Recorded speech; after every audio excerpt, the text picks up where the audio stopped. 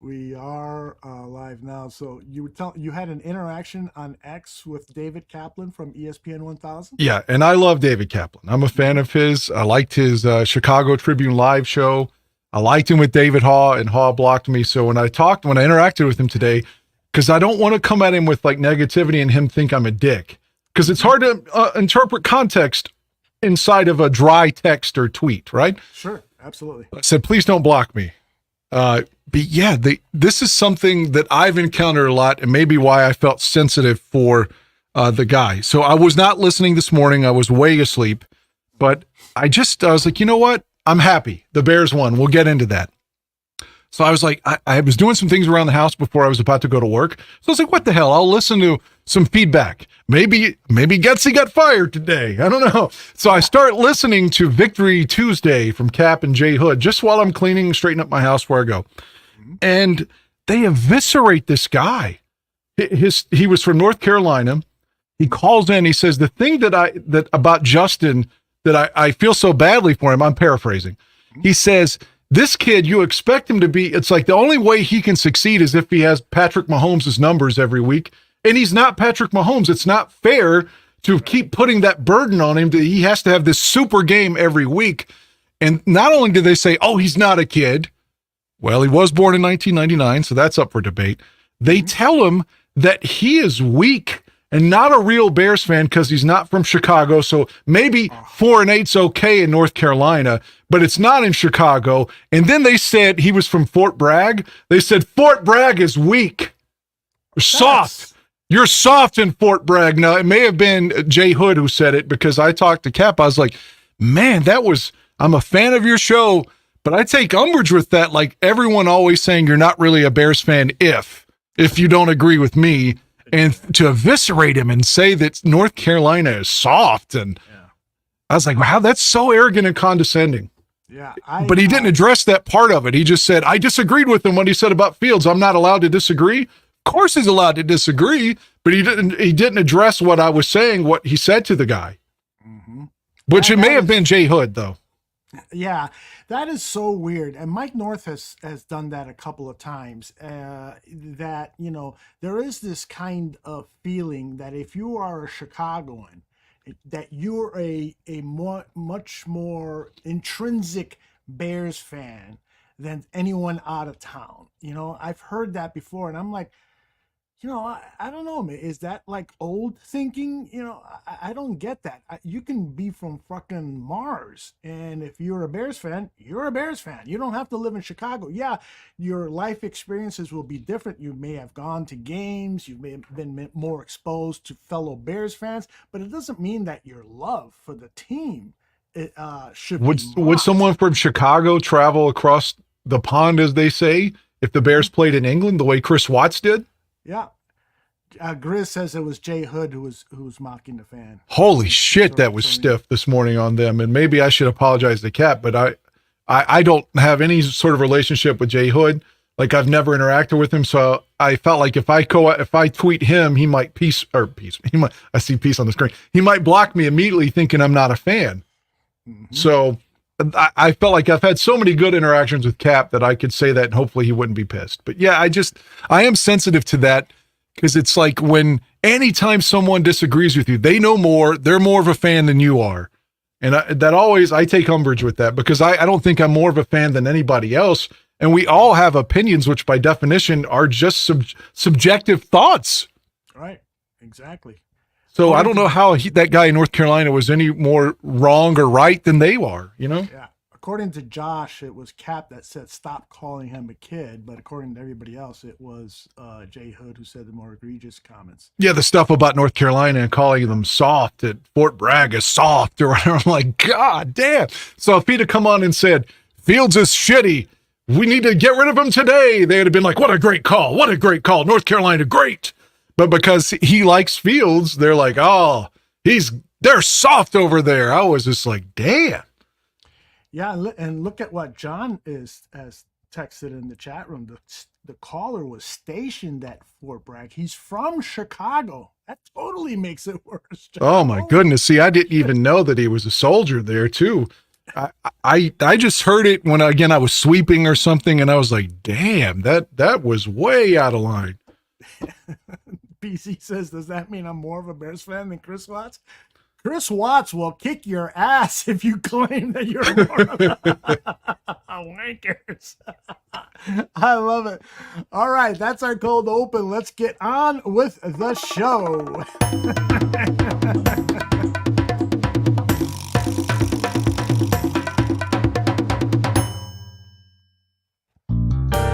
Put the children to bed. It's time for Dan and Aldo to bare their souls.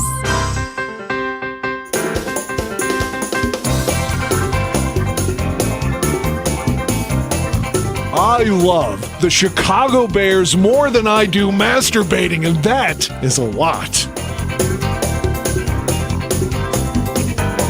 Then, with 3 seconds left, Bob Avellini throws a 30-something yard touchdown pass to Greg Latta, and the Bears win, and I literally shit my pants. I swear to God, I literally did.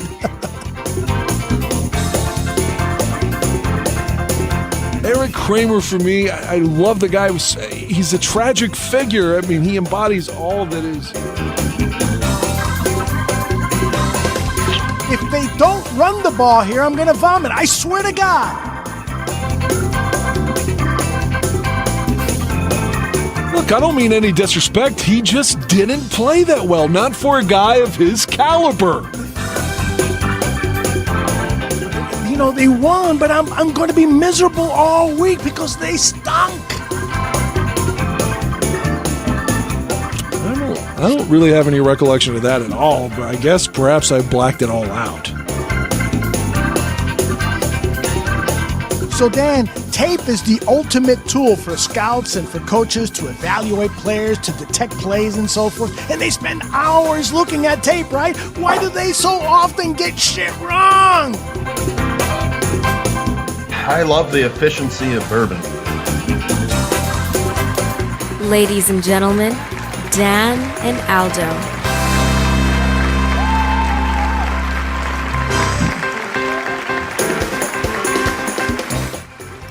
Oh, yeah. What am I doing here? Dan Aguirre. Aldo, I was so happy. So happy with yesterday's win. I slept 13 hours. 13 hours. That's no joke, no exaggeration. I was watching the game in 1993 live when the Bears beat Atlanta 6-0. 2 Kevin Butler field goals and we won the game 6-0. I've watched the game from 79 in hindsight because I wasn't alive yet, where they beat the Packers 6-3 at Soldier Field. And so the point is, those are a couple of games where the Bears have won with only field goals. Again, I watched the one in 93 live. I obviously watched last night live. And everyone has told me, or told all of us, that we're supposed to be disappointed. I mean, of course, there's a litany of things we could point to as saying, is disappointing. This is not good enough, etc. But at the end of the day, Fields stood in the pocket. He completed a pass to set up the game-winning field goal. For fuck's sake, Santos didn't miss. It wasn't a bad snap. There wasn't a block. And he won. He won. And at the end of the day, that's the primary goal. I know there's so much more, on the line with regards to the offseason. I'm cognizant of that. But for November the 27th of 2023, we were playing a game in Minnesota. I wanted to win, and we won. What's wrong with being happy with the win, even if it was quote-unquote ugly? Do you agree with Josh Brown here, who said he was listening to Lance Briggs earlier, and Briggs said it will be difficult to fire Eberflus since he has turned around the defense? Well, far be it from me to say I'm smarter than Lance Briggs on football, because I'm not. But well, it's an opinion. That's his opinion. You got your own. Well, I think that if you could get, if it's Jim Harbaugh, for instance, if you can get your big name coach that could turn around the program and enthuse the fan base, just give them a swagger again, I think you have to make that move. Even if they run the table and they would finish 9-8, we thank you for your service, sir, but we don't think you're good enough. That's my opinion. I don't think he can do anything at this juncture to stay. I think that, by the way, I hope my audio sounds good to you, Dan, and to You're a little Eduardo. low, but I can hear everything though. Yeah, it's funny because I'm jacked up here, man. I'm turning on everything that I got. But let me see, maybe. Yeah, that's all I got. Anyway, I'll talk a little louder. How's that? That's loud. That's good. Okay, good. Here's the thing that I'm concerned about is if Eberflus is returning next year, then that has to mean Justin Fields is returning. Has to. You can't bring in a rookie quarterback under Matt Eberflus. Unless they fire Getsy and bring in a whole new offense in. That's the only way I could see it. Well, yeah, I guess that is correct. But my concern now is all of the good offensive coordinators, the ones who are going to have multiple job offers, are going to say, well, why would I go to Chicago? This guy is on a short leash. He's 1-9 in the NFC North. Playing devil's advocate, what if you're that OC? If Aldo Gandia is the new IC, just as an example, and maybe you think in the back of my head, well, this motherfucker is close to being knocked out the door. I might be interim coach next year. That's the same thing Greg Gabriel said this morning when I brought that same point up. He said an OC will potentially say, I can turn Justin Fields around and I can get a head coaching job a year later. That's a good point. The thing that I'm most concerned about right now is I'm hoping, because last night's win had me a little depressed only because I was hoping that Justin Fields would throw for 250 yards, 3 touchdowns, and just continue to make it an emphatic, I am your guy. Don't even fucking think about drafting a quarterback. But he didn't take a step forward. And outside of that last drive to secure the field goal, I can't even say that's a step forward. That's a baby step forward. No, I can disagree with you on that point, and this is why. Please. Because as soon as he fumbled the first one, again, I'm always talking to Jay Bonds during the game. I'm like, oh my God, it's going to be 10-9. Mm-hmm. You knew Minnesota was going to score. I knew the fucking defense was going to have the siesta right there, always. When he fumbled, I was like, God damn, it's 10-9. So Fields comes back and he fumbles again. And at that point, I was Mr. Negativity. I said, God damn, this guy's so bad in the clutch. If you put 100 vaginas in front of him, he would nut in all of them and get none of them pregnant. He can't come through in the clutch. And then sure enough, he shuts me up. Not only did he shut me up, he shut all his detractors up with all of that adversity, with 2 fumbles, knowing in the back of his head, I just lost this game, and everyone's going to be on my ass and say I shouldn't be the quarterback. And he stood in there and he completed that pass to win the game against that backdrop. To me, and he's never done that before. They said he had 2 game-winning drives. That's the first one that I can remember with the game on the line in his 2.5 years as starter that I recall. So with everything on the line, with that context being this guy just fumbled twice, he still stood in there and made the completion that won the game. To have all that on your shoulders, dude, we got to give him some props. Whether he's in another town or not, he stood up to that and told me and everybody else, his detractors, to go fuck themselves. I totally agree with you. That was a big moment, and perhaps me saying it was a baby step was wrong. I'm just frustrated that, I'm frustrated with Luke Getsy, who had this chicken shit game plan of throwing all these horizontal passes because he's afraid that because Justin tends to hold on to the ball too long, that he was going to get annihilated by the Vikings blitzing. The Vikings blitzed for a little over half of the plays that they ran.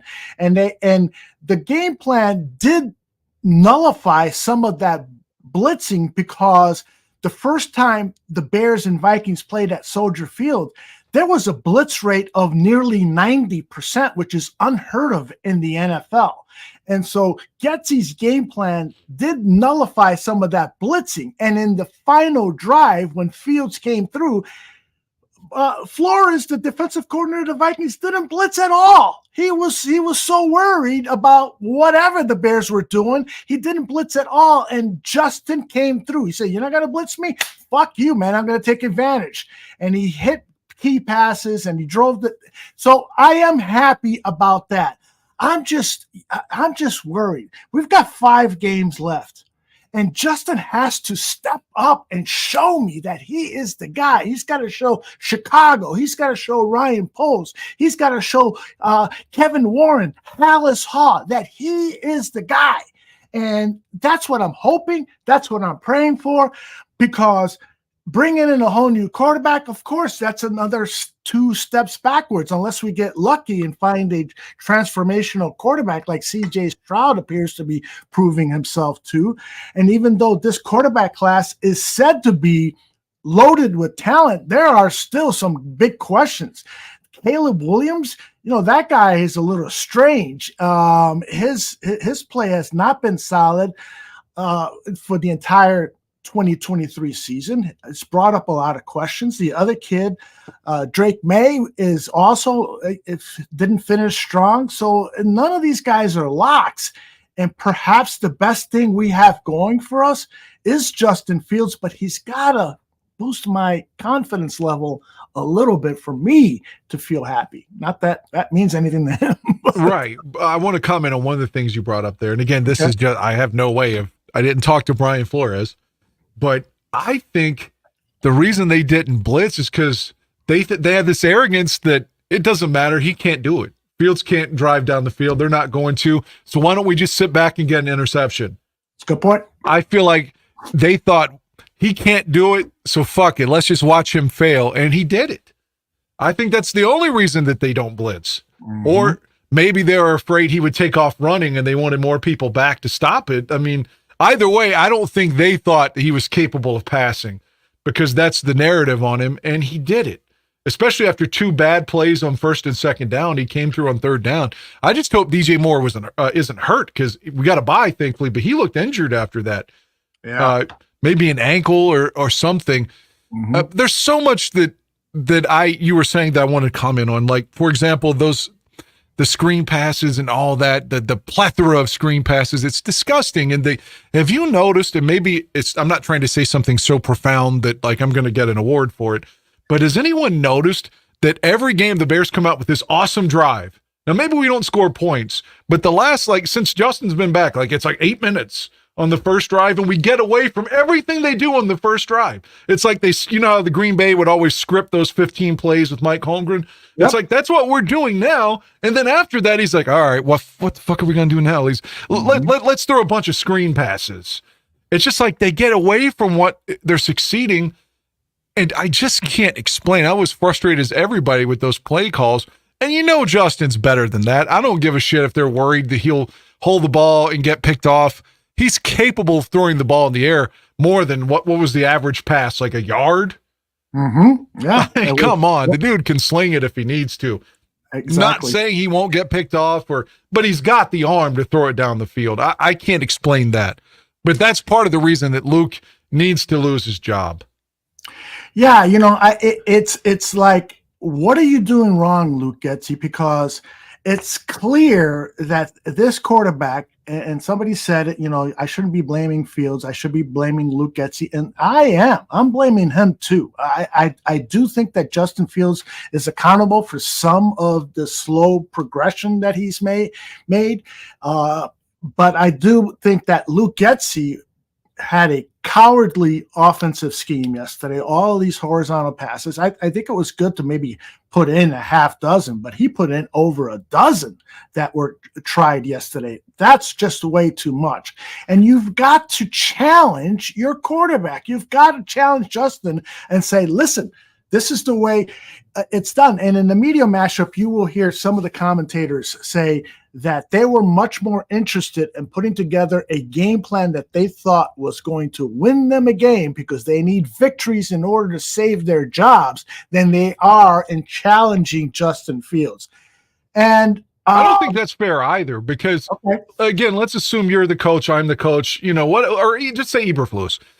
I mean, at the end of the day, even if you're not worried about your job, the bottom line is you try to win the game. Like, why is it now all of a sudden, if he does win, it's bad? He's just trying to save his ass. Like, when he took the job, his goal was to win games.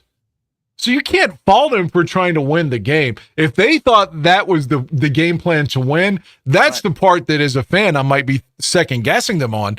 But them trying to get the win doesn't bother me at all. That's what he's paid to do. I 100% agree with you. That is what they're supposed to do, and I don't care what the game plan looks like. It could be the ugliest game plan where you go out there and you got your a dick up your ass if you're gonna win. No, maybe that's a little too. But I do think that part of the game plan could have included Justin taking shots downfield, Justin doing things a little more vertically with the passing game. You got to trust this kid, maybe in practice it didn't look good. I don't know, but I believe Justin can do it. And if he can't, then we'll have our answer. I don't know, man. This is a troubling time for me personally. Out of all the seasons that I've been a Bears fan since 1968, this is the most troubling time that I've gone through because I thought we had a franchise quarterback, but apparently we don't, or his progress towards being a franchise quarterback is being retarded by an offensive coordinator who doesn't know how to work with an athletic quarterback, and he keeps trying to fit in the Aaron Rodgers way of winning into a guy who's not Aaron Rodgers. He's more Cam Newton. He's Justin Fields. He's his own unique set of skills. And you as the offensive coordinator, have to figure out a fucking way to unlock those skills so that he can be the best that he can be. And Luke Getsy, you have not done that. Nice guy. Really nice. I enjoy listening to his press conferences, but it's now more and more and more. It just appears to me that he's just a terrible, terrible choice. Yeah, it's the same plays over and over. Is it week 1? Is it week 12? Who knows? It's the same shit over and over and over. That Darnell Mooney screen for 2 years has not worked. That one to Mooney, and they tried it again last night in a critical situation. If I could give you a small anecdote. Again, this in no way compares my gig to the pressure that Matt Eberflus is under, and rightfully so, by the way. But just a small example. I went on vacation. This is years ago. It was in 2005. I went on vacation for my birthday to watch Nine Inch Nails in Nashville, Tennessee. I come back. It's in November when I come back, right? And the owner comes, or not the owner. He's my owner here at this station now. He owns the cluster I work for. Back then, he was just the district manager. He was the boss of the content on air, put it that way. Okay. And he comes up to me because I didn't have a deal in 06 moving forward. He goes, I don't know who I'm going to go with 7 to midnight moving forward in 2006. He comes up, his first day back, they tell me that. So every night I'm going to work, I'm thinking, damn, like, okay, they may replace me at the end of the year. But the first couple of days I fixated on it, and I thought, you know what? I'm going to go out and just do the best show I can and not worry about it and just try to do my best. And if they like it, they do. If they don't, okay, I'll be okay with it. But I feel like to a small extent, that's got to be what Eberflus and Getsy are thinking. Like, okay, I know all that noise is out there, but I'm going to try to win the rest of these games and do it the best I can in spite of that. And if they bring me back, great. If they don't, I'll get another gig. I mean, at some point, you got to focus on the job and not all that noise is what I'm saying. My anecdote is much less significant than theirs in terms of the pressure they're under. But I'm just saying that I felt that on a smaller stage, way smaller, and knowing that this could be your last day seemingly every day when you go to work. Well, the pressure that you felt was the same amount of pressure they felt. Yes, it's a bigger, venue, situation, but shit, you were shitting your pants for a while there, and you were able to overcome it. So, personally, if I were from the outside, say, yeah, they're facing a lot more pressure, but if it was happening to me, I would be saying, shit, I'm facing as much pressure as anyone in the world right now because my fucking job is on the line. And I've been busting my ass for this radio station. And now I'm being told that I'm on the fucking trade block or the cut block or something. Yeah, because they liked the guy that was, when I was on vacation, they thought he did a great job. And good for him. Yeah. But so they thought, well, we'll replace him with the other guy. So, it's almost like when Fields is hurt and they're like, well, Bajent's doing well enough. And then suddenly you got people that say, you're not good enough, Justin. So that was very similar in that aspect. But at the end of the day, it all worked out, I guess you could say. But I think that's the mindset that they have to take, is that we can't worry about losing our job every game. We just have to try to win. And having said that, you can't fault them for trying to win. It doesn't mean they're disingenuous and like, they just want to save their ass. I mean, they are paid to win games. Absolutely. And we're gonna talk more about Justin Fields a little later, because I've got some video clips of the national media talking about Justin Fields' future. And it's like, I worked on this thing for like 2 hours, and I almost stopped at one point, and I almost thought to myself, you know what? I should just edit together all of the stupid comments that the national media says, like saying Fields was fighting with Trubisky. They were never on the same team, other stupid things. And I said, I'm going to continue with just getting their opinions on what the Bears should do with Justin Fields for 2024. So that's going to be later. So we'll have a lot more Justin Fields talk. And then the media mashup is coming. But first, I want to talk with Dan about this defense, because this defense, to me, I would have to study it, but they're playing like a top 5, top 7, top 10 defense. This defense is, with the exception of number 4. Oh my God. He's just like every week he's just burned like to fucking shreds back there. At this point, I know you're paying him a lot of money, but if there really is accountability, you got to put his ass on the bench. I mean, really, he's always late in help. I mean, he doesn't tackle. He's not getting picks. Why is he out there other than his salary? Well, I'll give you one reason why. And this was something that Greg told me about last year when we were saying the same thing, or maybe it was 2 years ago. Eddie does a good job of calling things out for the defensive backs. He knows the defense so well, and he's a leader back there. Jaquan loves playing with him. And so while he's missing tackles, while he's out of position so many times, he is sort of the defensive backs quarterback. Now, is that enough reason for me or you to see him still being trotted out there? I say no. I'd rather take my chances with Elijah Hicks. Right. But the coaching staff feels like there is a considerable difference in what Eddie Jackson does from an overall point of view than what Hicks can potentially do. Jamal Lewis says number 4 is the weak link, but the Bears are number 1 run defense in the league. Yeah, Jamal, this defense is really fucking impressive. And Dan, so what do you think? Do you think this is more having to do with Matt Eberflus, getting rid of Alan Williams and now putting his stamp? He had success at Indianapolis with his defense. Or do you think this has more to do with getting players healthy and the acquisition of Montez Sweat, or C, all of the above? Perhaps all of the above. I don't want to just give you a weak answer. I wasn't a fan of Alan Williams from the start. I felt like he had no balls. So the way we criticize Getsy, like Jay calls him gutless Getsy, I feel like that's Alan Williams. He wants to play in that safe fucking zone constantly. It was just getting us burned. And even when Allen was there, they weren't good against the run either. Yeah. So the improvement on the defense, I mean, Sweat's been there 3 games now, I think, right? And he's got 2 sacks. I mean, so he's coming along. I'm still seeing that. I saw you tweet it. I think I retweeted it. Like, damn, Edmonds, come on, you're getting paid. Like, what kind of effort was that? Like, he still missed, like, you're almost willing to be like, Sanborn doesn't miss that tackle. You know the one I'm talking about. Absolutely. He's in Eddie Jackson school of tackling. But overall, the defense does seem a lot better now.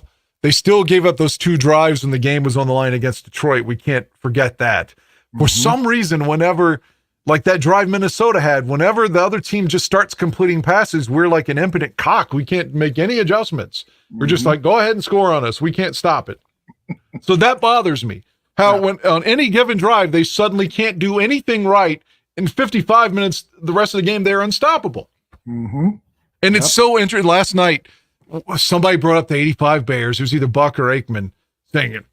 I think it was Aikman. He's like, this defense tonight looks more like the 85, which looked nothing like the 85 defense, but maybe statistically, okay. And then that's the drive Minnesota went straight down the field and scored on us. You know, so yeah, the defense looks much improved, but I still worry about how they have those drives where they are incapable of stopping anybody. Yeah. And there were some big gashes by Minnesota's running back last night, too. Yeah, but overall, getting like 7, 8, 9 yards a clip. Yeah, but overall, you know, you look at the stats, they did a good job of containing that run game. You know, they're going to have runs. So you're playing against professionals out there. So they're going to have certain amount of success, sex too, I guess. But, you know, it's the bend, don't break. That's really what that cover 2 defense is. They want to stop ball carriers in front of them, not behind them, which is what Eddie Jackson's biggest problem is, because that's the philosophy, Eddie. What are you doing? Why is the guy behind you? Always. Yes. Oh my gosh, it's habitual with them. There's no doubt about it. But here's the other thing that I wish the media would start to delve into, because coinciding with the improved play of the defense was the acquisition of this mystery defensive coordinator from the Carolina Panthers and defensive specialist, the senior defensive specialist who doesn't even hang out at Halisaw. So I doubt if any of the players have met him, but he is just on the computer scouting teams that the Bears are going to play in the next week or two, and then providing a detailed scouting report to Eberflus on the tendencies and so forth. I gotta believe that's had something to do with the success. So I would wish that Kevin Fishbane and Jason Leisure and some of these other great beat reporters should dig and find out a little bit. Well, so what has Phil Snow been doing, and how has it helped you, Matt Eberflus? And give me some more details. Can you give me an example of one thing that's been done in previous games that was the part of Snow's scouting report? Ask those questions, because I want to get to the bottom of, are we giving Eberflus too much credit? Is maybe Phil Snow, I think I got his name right, Phil Snow, is he the guy that maybe should get the most credit, or is it just, you know, players getting healthy and Montez Sweat? I don't know what the answer is, but I want to get to the bottom of it. You know what was really disconcerting for me, seeing the footage of the locker room when Eberflus is talking and everyone's looking down, somebody's on their phone. I was like, oh man, because when they won a couple weeks ago, the whole team was just like into what he was saying, and they were so happy that they got that win against Carolina and the one against Washington especially. And then last night, they're not even making eye contact when he's talking. Somebody had their phone. Dexter Lawrence, somebody said in the chat this morning. I didn't see that video. I saw the video where Justin Fields did his speech, which I thought was great. I should have loaded it up. Did you see that part of the I did. Locker room? Yeah. I mean, it was clear that he was emotional. He thanked the players, and it looked to me like his eyes were welling up with tears. He really appreciated the way the players stood with him. He knew he fucked up. He brought up the fact he told Roshan, hey, you got to protect the ball. And then 2 plays later, he fumbled. He brought that up in his presser. He did. Yeah, Joe, it was DeMarcus Walker who was on the phone. So has DeMarcus Walker, who has generally been considered one of the team leaders in the locker room, was it an emergency he was on, or has he started to tune out Eberflus, which is something I've been afraid was going to happen? Maybe he was recording him. Who knows? Yeah, maybe. I don't know. But somebody also said, and again, I haven't seen the full video, that Kevin Warren and Ryan Poles were in the locker room. Did you see that? I did not. I didn't see that the whole video then. Okay, so anyone in the chat room, if you can confirm, was either Poles or Warren or both of them in the locker room? Because that would be interesting, because I doubt that they've been there after a loss, right? maybe they were in the locker room because they were ready to fire Eberflus last night. And so, the last minute victory. Oh, well, let's just stay in the locker room and see the celebration. Cody says Warren was there for sure. And Nick, the producer, hey, Nick, says yes. So yes, Joe says yes, both were there. Jamal says both were there. I got to find that video because I was actually looking for it today, but I only saw the portion with Justin Fields. I'd like to share that. But again, I'm super impressed with how this defense is playing, and it just reminded me that it's not Bear football unless we got a fucking ferocious defense, unless we're committing a roughing the quarterback infraction or a unnecessary roughness infraction at least once a game, and just instilling fear. This is what the Bears are all about. I'm not advocating to go out there and hurt people and so forth, but to have a defense where when other teams see the Chicago Bears are on the schedule, holy shit, man, maybe I should miss that game because this is a contract year for me and I don't want to get hurt or something like that. We need this town. It's part of our DNA to have a ferocious, God-fearing defense that's just going to go out there and scare the shit out of it. I grew up with Dick Butkus, so that's the way this team should be. And of course, the '85 Bears were the best example of that ever. I mean, you talk about a defense that really instilled fear in people, and even in the Vic Fangio years, when we Greg Braggs and I went to see the Rams-Bears Monday night game, and it was clear that Jared Goff was fucking terrified of what was going on in front of him with all these Bears coming at him and hooping and hollering. Do you get that same sense, Dan, that it's not Bear football unless you got a great defense? Yeah, to a certain extent. I mean, I'm not above rooting for offense. Like when Jay was there with Tressman, they're scoring all those points, but the defense was so putrid. Mm-hmm. And last year, you're losing all those games and the defense is so bad. And you're like, how does the defense get this bad? Because you almost expect the offense to suck because you're a Bears fan. So when the defense is that bad, it does make it feel worse.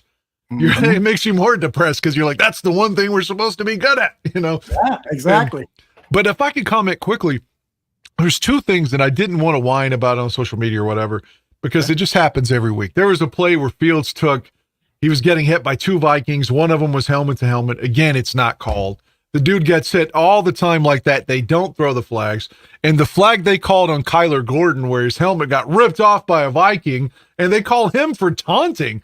Who are these fucking officials? Like, I mean, why don't they ever, I know they've got a powerful union, but goddamn, man, if you make a call that stupid, you should not be allowed to do a playoff game. Because clearly you're not doing your job. We can't fine you. We can't fire you. But dude, you suck.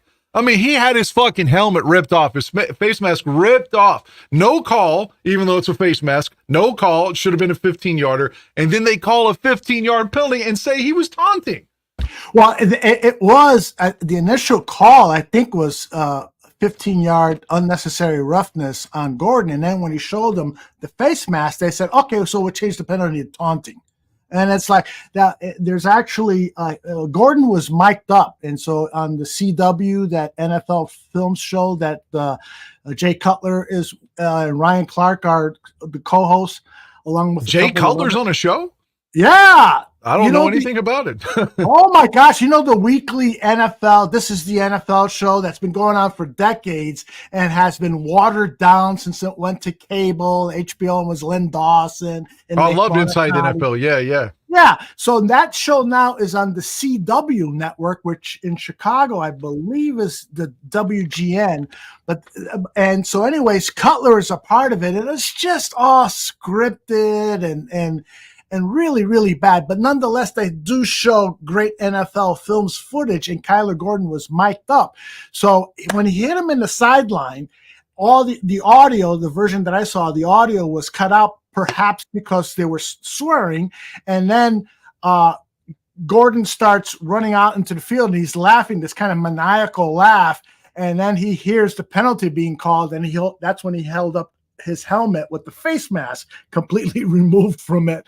And then you hear him in the sideline talking to his teammates saying, "No, the fucker guy, pulled my helmet off and the face mask." So you're absolutely right. That was a bad call, and it seemed like the officials made a mistake, and then they changed it to taunting just to save face or whatever the fuck. And then the Dexter hit when he fell on the quarterback. Terrible call.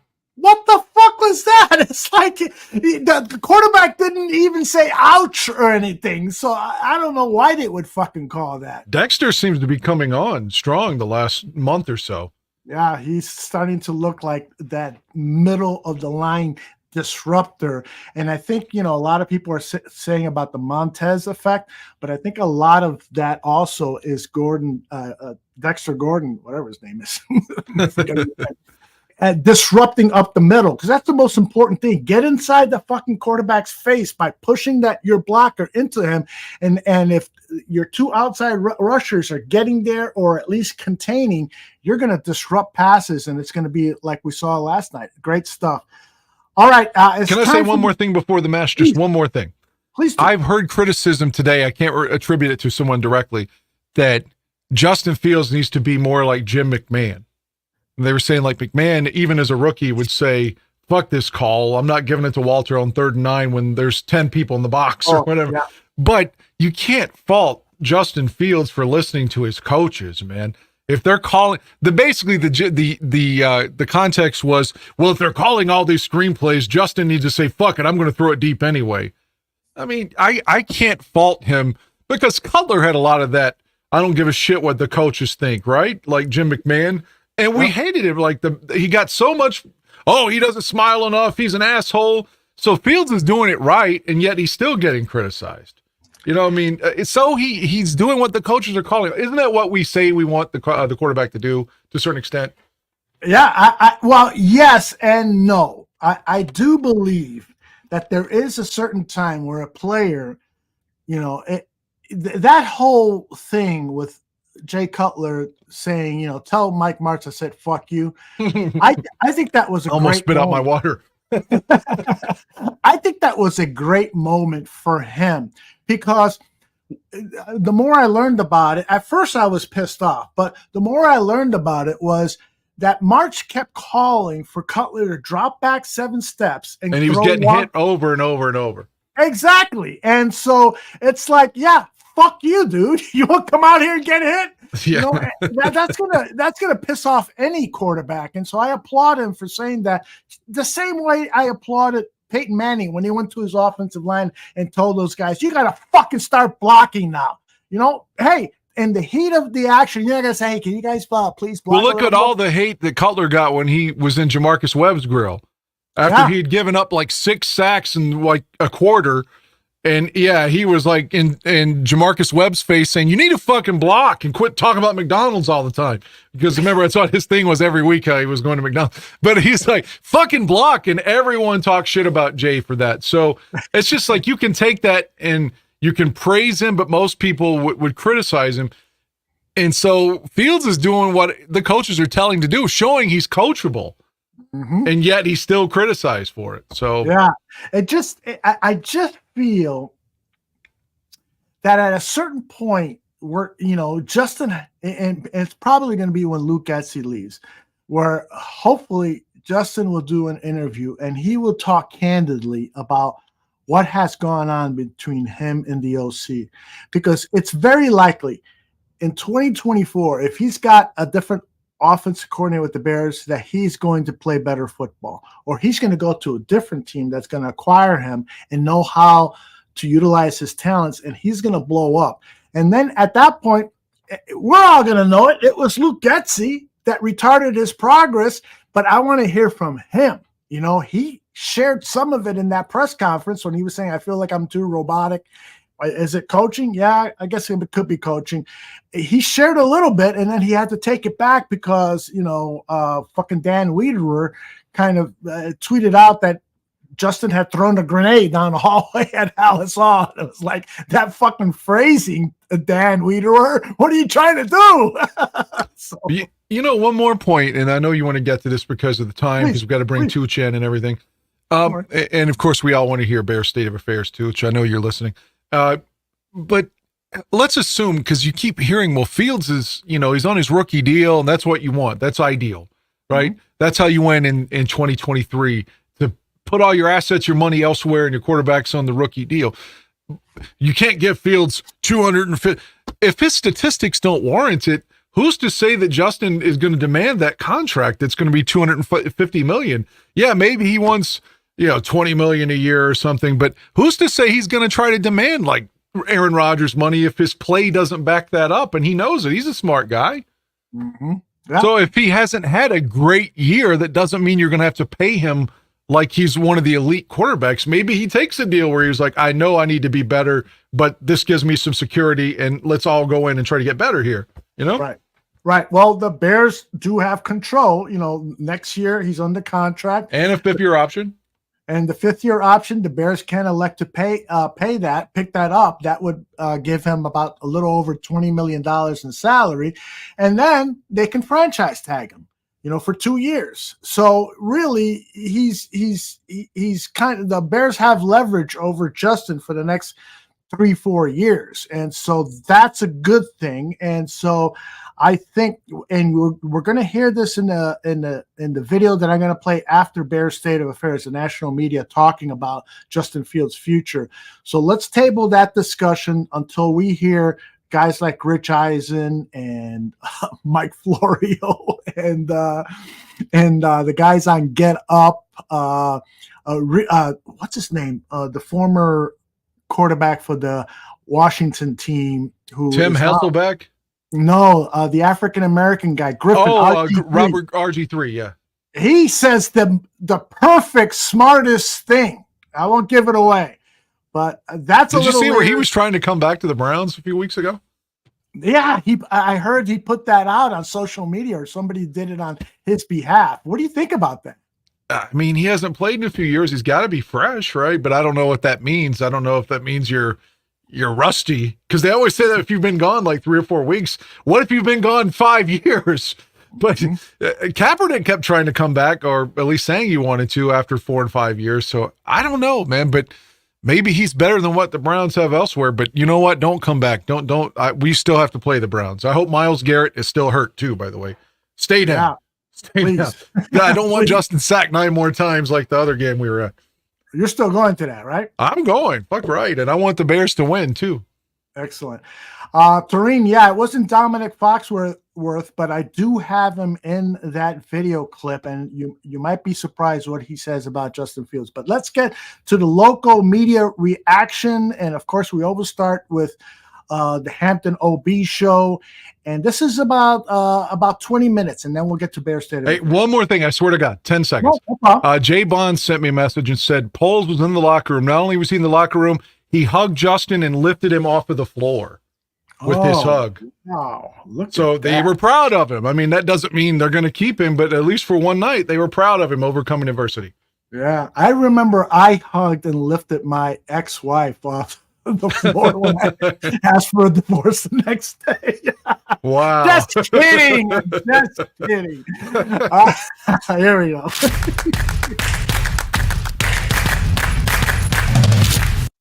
Hey, Dan, if at any point you want me to stop, so you want to comment on something, I'm pretty sure I can hear you, okay? Okay, very well. The Bears actually came back to win a football game without scoring a touchdown. 12-10, the final over the Minnesota Vikings. In a game that set the game back, about 20, 15 years? Which you just saw, that destroys the word. Oh, my goodness. It is like, it's impossible. Two teams could not play this bad. Okay? It's impossible. And they just destroyed the word impossible. NASA wants their money back.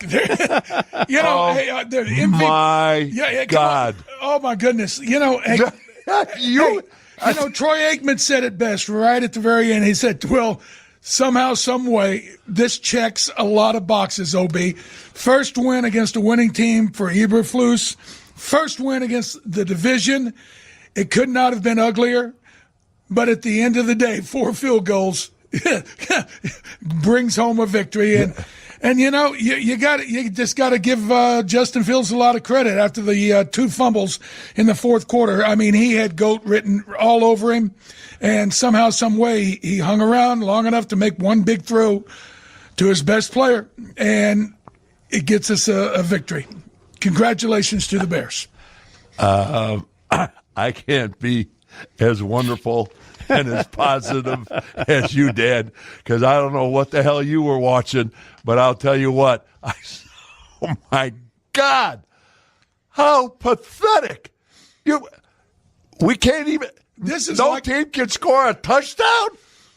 It is beyond belief. A team wins a game in the year 2023 with 3/4 of the season basically gone, and wins a game without scoring a touchdown. Yeah, there you go. Hey, it was a preseason game. And it counts. Folks,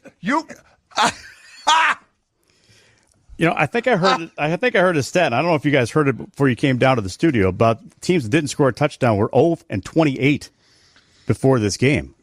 Or over the last 28, I guess. Well, they weren't playing Joshua Dobbs, who gifted four interceptions. 4 interceptions, folks. I mean, you can't make this stuff up. And credit the Bears defense. Even despite Justin Fields fumbling twice in the fourth quarter, the defense held on and kept us in the game. And, good things happen.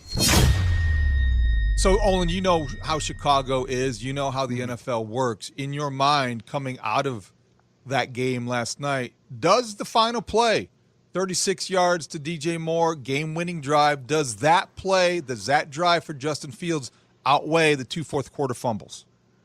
Yeah, it's a good question. And, a good way to answer it, I think, is you guys remember in 2006 in September, we went up to Minnesota. The offense put on an absolute stinker, which happened a lot of times when I played, and I think it was 6-3 at half, kind of like the game we watched. And then Tommy Harris causes a fumble, and Rex Grossman hits Rasheed Davis for a 24-yard touchdown, and we win the game. Even though Rex Grossman made that play, questions still surrounded him. Is he the quarterback, right? So just because you make one play doesn't answer all your questions. The 2 fumbles were bad. He does make that play, David, and all I can say is this: hopefully it catapults him to better performances, moving the ball, the offense scoring more touchdowns, because I don't think anybody's going to fool themselves and say last night you answered all the questions, and if we do have one of the first 2 picks of the draft, that erased it for us. We're keeping you, and we're taking players to surround you with. It's funny. We talk. I think that what's great is you're heading into a bye week, and we're not sitting here talking about who's going to be the next coach. Is the quarterback going to get paid? Are they going to pick up the option? Is he going to play out his deal? Are they going to draft some? I just think one win, it slows down all the negativity that has circled this team. But it doesn't resolve anything the way that they want. It just sort of slows down the talk. Yeah, the defense was dominant last night, right? Mm-hmm. The defensive line especially. I thought Jalen Johnson had an amazing game, shut a lot of guys down. Had 1 interception, dropped 1, but then caused the other one, right? Caused the one that bounced into TJ Edwards' hands. Montez Sweat was dominant. Javon Dexter keeps emerging. But like you said, Bully, we all know what we watched last night. But we kept saying, like, these guys watching the game, right? Will they find a way to lose? These guys have to learn how to win. They don't know how to win football games like the one we watched last night. Well, last night they won the game, and they got to go back, watch the film, and it happens a lot of times, and you can see, right, where with the 2 fumbles, they were trying to lose it. With details, ball security, when you're out of the pocket, you got to hold on to that football. Can't put your team in that situation. But at the end of the game, they get the ball back. They move down the field, couple runs, a big pass to DJ Moore. The defense stands up after the second fumble, right? Billings, guys, go back and watch Billings on the first 2 plays of that last drive for the Vikings. Watch what he does to the center. Watch that defense line dominate at that moment. Watch the defense rise up for their team. After the second fumble, when you can hang your head and say, what the hell is going on? They came out with even more energy. Their attitude, their physicalness they play with at that moment, what we call 4-minute defense, 4-minute offense. Really, it's just put your big boy pads on and let's see who wins. And the defense came out, Billings, Justin Jones, Walker, Montez Sweat, all of them, and they just attacked the line of scrimmage and got the ball right back to their offense to win the game. So some really good things there that you have to mention that happened in that game. We all saw the bad. We all know what we're looking at here. We all know that doesn't answer the huge question of the year. Is Justin Fields our quarterback? Everybody knows that that game didn't answer that question. No one has to tell us that. But there were good things on that film. They did win the game. Eberflus' unit was dominant. We know against a second-string quarterback, but they were dominant nonetheless. That last drive, if you're a football guy, man, that last drive by the defense, when they went out there and they just had 2 fumbles. I mean, imagine what they're thinking on the sideline. It looked like they weren't thinking anything. It looked like they sprinted to the middle of the field and said, let's get it on. So, Brad, on one hand, Justin Fields completes a 36-yard pass, game-winning drive, checks a box that needed checked.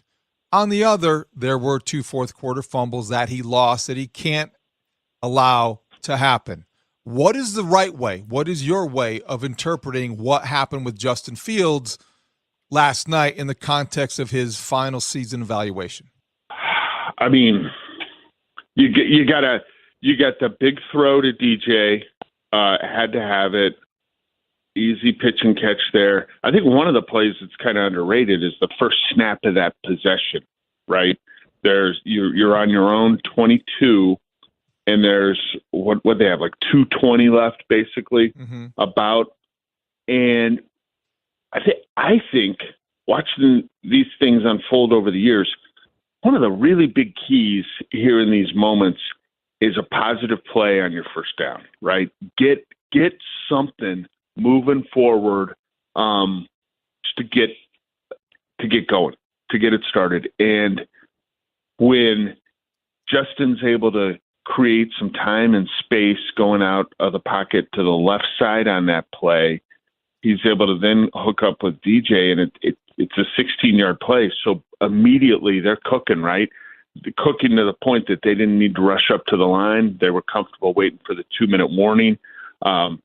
That moved them from their own 22 to the 38. And at that point, you're looking at it, you're saying, boy, 25 yards, you're in range for Cairo Santos to maybe win the ball game.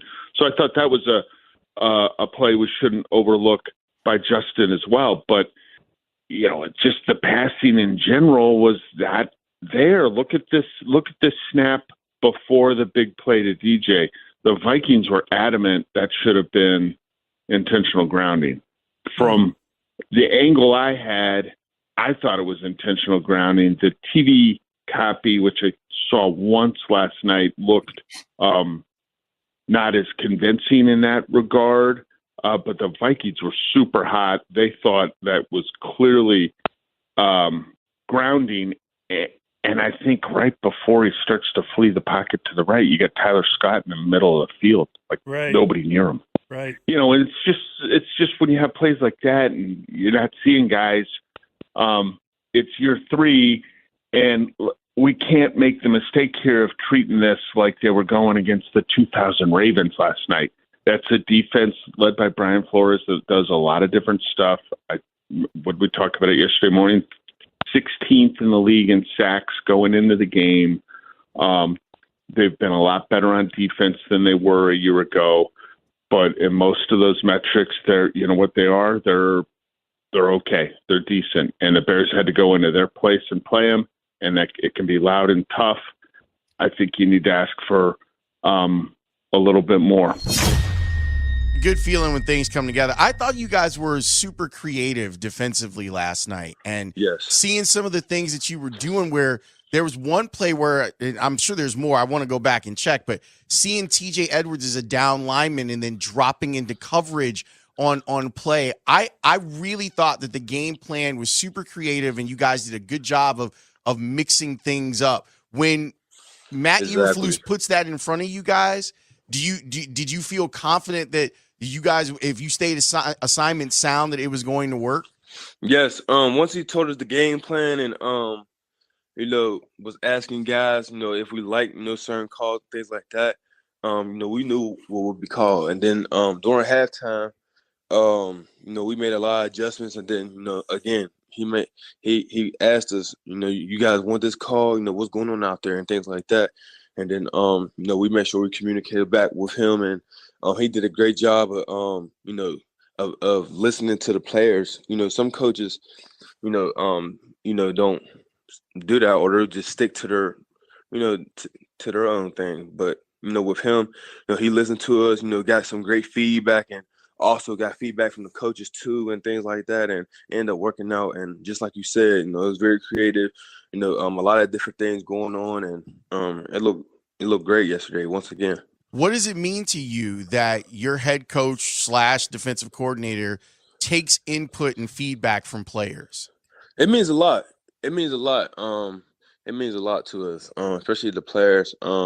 Just that, that his ears are, open, always, and then that he works with us, and that's always a great feeling, because some coaches might just give us the shoulder and just walk off or things like that, but he actually tries to listen and things like that, and sometimes he'll change it, sometimes he might not, but as long as he just hears the idea or whatever, that's always good too, and then that will make him so good for us. When you were preparing for Josh Dobbs, and I know he's been this tremendous story because he's a really cool dude. He's super smart, and it's a fun story. But were you prepared for the fact that he throws some interceptable passes? Like, you guys could see on film that even some of the passes he was completing in the last couple of weeks, there's a little bit of float, there's a little bit of timing that you knew there'd be chances, right? Yeah, we knew there would be opportunities, but we also knew he could run. That last couple games he showed that he also could deliver some passes, and then also hurt the team's defenses and runs. And then, like you said, there were some balls out there that should have been picks or were interceptions, and we were just looking at that and just feasting on some of the video clips out there. So just play team defense, and we're very hungry to get them turnovers, and that's what it ended up being. I know I asked you about Kyler Gordon a couple of weeks ago, Jaquan. I truly think that guy has got Pro Bowl potential. For sure. Why do you feel that way? Because he works hard day in and day out. He always works hard, and he always trying to get better. And I feel that way, just like you said, he's getting better, every single week, every single day. And, even on a messed up hand that he just got, surgery on, which is getting better. But, him just not worry about that, having that toughness, having that dog in him to keep going, and then also making plays, in the run game and the pass game. And then, what you guys don't see is, after practice is always me, him, and, some other guys, Jalen Jones and things like that. Jalen Johnson getting extra work, and it's paying off. So I'm very proud of Kyler and what he has been doing for us. He helps. What's more satisfying to you? You got to the quarterback, and you got a pick yesterday. So which one do you like better? I love the interceptions because it gives the offense back the ball. Whatever I could do to get the offense back the ball and get number one that ball. A turnover is great, so I love the turnover. But again, there's just a disconnect with the offense, just trying to figure out what's going on here. Luke Getsy should not be allowed to travel back with the team last night. So many screen passes, so many sideline to sideline passes, and I thought to myself, is there something wrong with Fields? Is there a reason why they're doing short passes? No. The reason why is because, again, from Getsy's standpoint, and I guess he thinks that Fields holds the ball too long, so we're just going to just nickel dime it down the field. Cap, that's not the NFL today. It must be vertical. It cannot be side to side. It is just aggravating. Like, you win the game because of field goals, great. But the object is to get it into the end zone. And so whether you are someone that's blaming Getsy, blaming Fields, to me, the operation overall, all of it was not good enough. Okay, I understand your point. I don't agree with all of it, but that's fine. That's why you and I like to chop it up all the way to our cars when we walk out of here. Do we not discuss going down Lake Street? Yep. We do. Yep.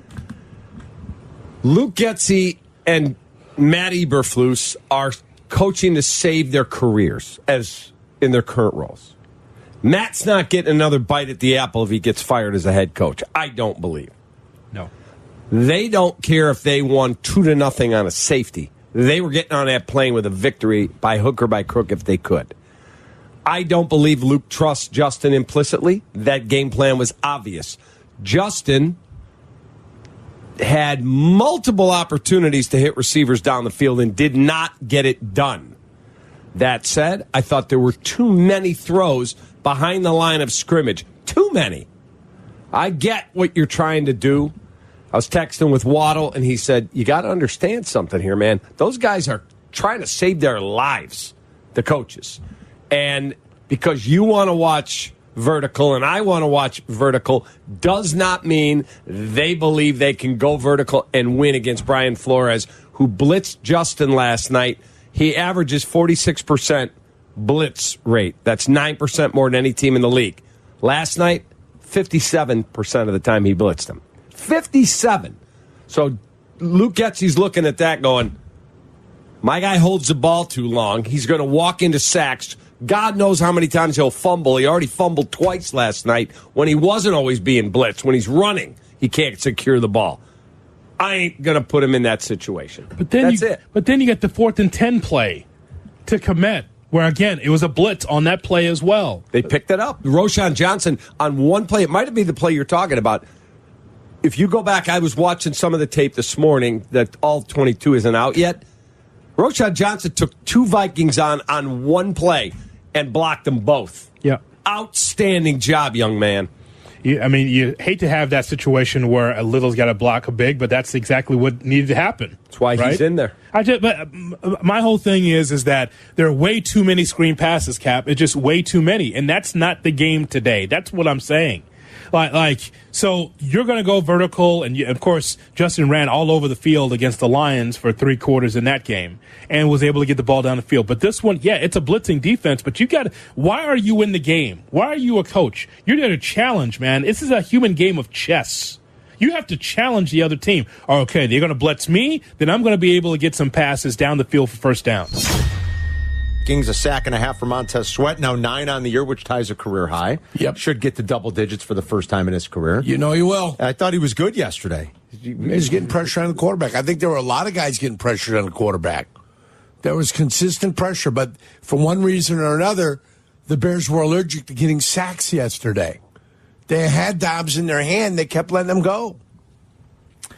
I guess that's one of the better traits that he has. He can be elusive, tough to bring down. I don't know. I mean, all in all, this defense has played better. That's the most complimentary thing we could say about Matty Eberflus. As they've gotten healthier, and as he had a player like Montez Sweat, they have played better defensively. I think it was Potsy who just asked, too. You said, you're like top 10 in yards, but you're way down in points. Eberflus was correct to point out, let's tease out some of the stuff that the defense is not responsible for, rightfully so. The 21 points that Justin Fields gave up when he was throwing the interceptions returned for a touchdown at the beginning of the year. Yeah. We remember that. And then we had a special teams touchdown against the Chicago Bears that went against the Bears. So that's 28 points that's on that list that they take a look at. And 28 points in 11 games is 2.5 points a game.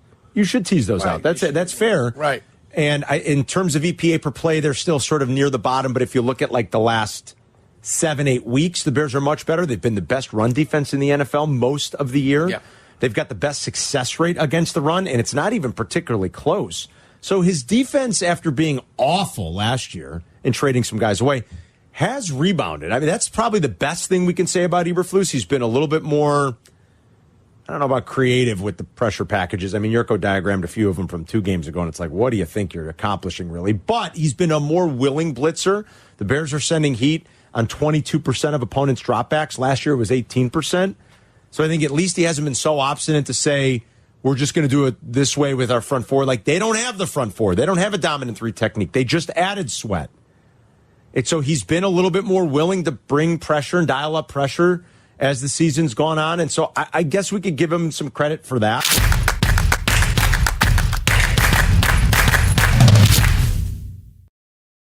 All right. Dan, what'd you think? Anything really stand out at you?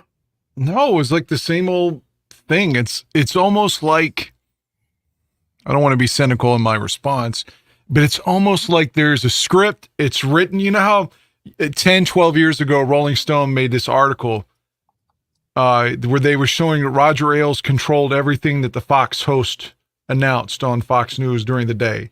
There was like talking points that were dispersed to every host starting at like 5 a.m. through the day. And then maybe the 6 o'clock host asked the guest the question, and maybe the 7 a.m. said it like it was an opinion. But those thoughts and those talking points were conveyed one way or the other in every show. And Rolling Stone had, again, the article and proved that they were giving these talking points out. I know this isn't the same thing, but it feels like all these hosts have the same committed things that they're going to say all across the board. Nothing seemed original. Everything just seemed, again, they don't have to powder my balls and be like, yay, Bears, when the Bears don't deserve it. But it just felt like their job is to sit there and just be a dick through the show and just complain about the Bears, even when they win, even when they don't win. That's like their job is to complain. Someone, I think it was King Pookie Nation, said during that the all 22 was the worst thing that happened. I thought that was hilarious because everyone's suddenly an expert. That's so true. And someone commented how J Hood's always just sarcastic and a dick to people. And I believe that too. It's just the same shit. Like, that's why I don't usually listen to any of these. But I was so happy about the win that I just wanted to hear what other people had to say today. And it just put me in a bad mood. That's why I don't listen anymore. Yeah, I don't blame you. It is weird. I will take there were a couple of things that I liked. I always like listening to Olin Cruz's commentary on the game. And I think that what he said about, Justin Fields didn't, which is what I was looking for last night, didn't, put an exclamation point on I am the guy. It didn't prove anything. We still have 5 games, and so that's fine. But the other thing that I wanted to share about local radio, and this came to mind when people were talking about Jay Hood and how he has got like a bad temper. He's lost it on the air. Holier than thou. Yeah. He went after a producer and that poor guy from North Carolina today that I told you about. Exactly. Jesus. I would never call that show, but go ahead. Yeah. No, so I was going to say the Waddle and Sylvie have been posting promos for their show on social media on X, and some of them have been really out there, like Waddle dropping F-bombs, like in 60 seconds, about 20 F-bombs. I'm not exaggerating. Have you seen the one where Sylvie goes to an old swing or something and starts saying fuck over and over? No. He's like, I'm sick of this fucking shit with this fucking team or whatever. He's like, that's why I'm on this old tire swing or something. I was like, I must not be listening to the show enough to know the context of what the fuck he's talking about. Yeah. So and then there was another one where Waddle is like spitting on the floor outside of Hallis Hall. And he's just like, it's really gross. And so I'm thinking to myself, why are they doing that? They can't do this on the air, because the FCC won't let them. So are they trying to appeal to people who come to podcasts because we will talk the way normal people talk? We fucking use the word fuck every fucking time we can think of fucking using it. And so are they trying to lure podcast people back to terrestrial radio and their shows by doing these promos? I don't know what's going on there, but I'll tell you what, the 3 or 4 that I've seen from Waddle and Sylvie were kind of shocking to me because I'm old school and you just didn't hear swearing on terrestrial radio or television. So kind of interesting. Anything else you want to talk about before we the bring Olin in thing? I wanted to comment on Olin. That game I remember very well. Again, the Vikings complained after the game. They said Rex was swearing too much when we were talking about vulgar language, because he threw that touchdown to Rasheed Davis, and they're like, I've never heard anyone talk so dirty after throwing a touchdown. I was like, really? That's their complaint? But not to contradict Olin, because I don't want my ass kicked next time I'm in Chicago. But he was saying that, like, they were down on Rex had a bad game. But the next week they came back and beat Seattle 37-6, and Rex was throwing the ball over the yard and was named NFC Player of the Month in September of 2006. So it's not like Rex was struggling at that point. Minnesota just had a good defense that day, and he did throw the game-winning touchdown. Yeah, exactly. But it was great that Olin brought that game up, and as soon as I heard it, I said to myself, I wonder if Dan remembers that game. And of course. Absolutely. Did you see Bernard Berrien was at the game, and God, he looked like last night he had a picture with Kevin Warren, and Bernard Berrien looks like he's 122 pounds now. What? He's tiny. He's under 200. There's no way around it. He looked like he made 150 at the most. I was like, God damn, that's Berrien? Like, I get it. You know, if you're not playing anymore, maybe you're not bulking up or something, but he just looked like Tariq Cohen would be like, dog, I'm bigger than you. That's how small he looked. Jesus, that's hilarious. Yeah. All right, let's bring in the man of the hour. It is, of course, Johnny Santucci. Tooch, how are you, my friend? You look disheveled tonight, Tooch. Are you okay? I'm a little under the weather, but you know. I can tell something. Cold and flu season, you know. I don't know when I was walking in here after that game last time. All those wearing this angry shirt. I got a hope shirt on. I don't know, man. I love it when you wear your Obama gear. Makes me so happy. Let me tell you about this T-shirt.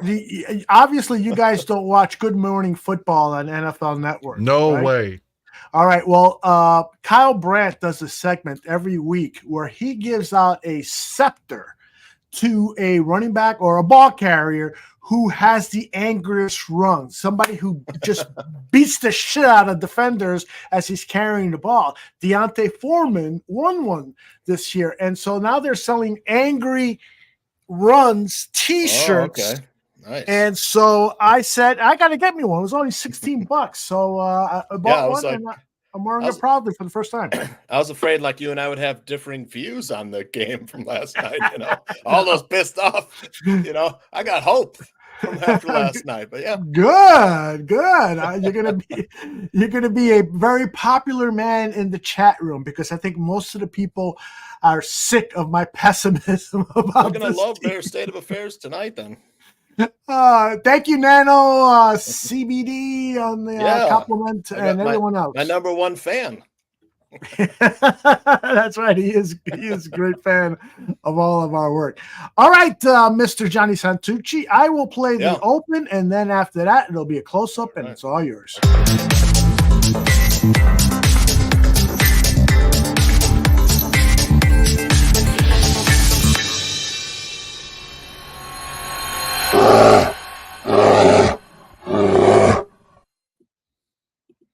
All right, Bears State of Affairs, 2023 NFL season, week 13, heading into the bye. What's happening, Barflies? Well, the Bears played their 12th game of the season on the road versus the Minnesota Vikings on Monday Night Football, and the Bears won, which means writing Bears State of Affairs was a lot harder because it's so much easier to write these things when the Bears lose, you know? It lets me take pot shots at Matt Eberflus and his coaching staff. But the Bears outlasted the Vikings 12-10 on Cairo Santos' fourth field goal of the night. Santos recovered nicely after missing his first field goal of the night and went on to hit the game-winning field goal with 10 seconds left in the game. He also nailed a 55-yard field goal early in the fourth quarter that put the Bears up 9-3.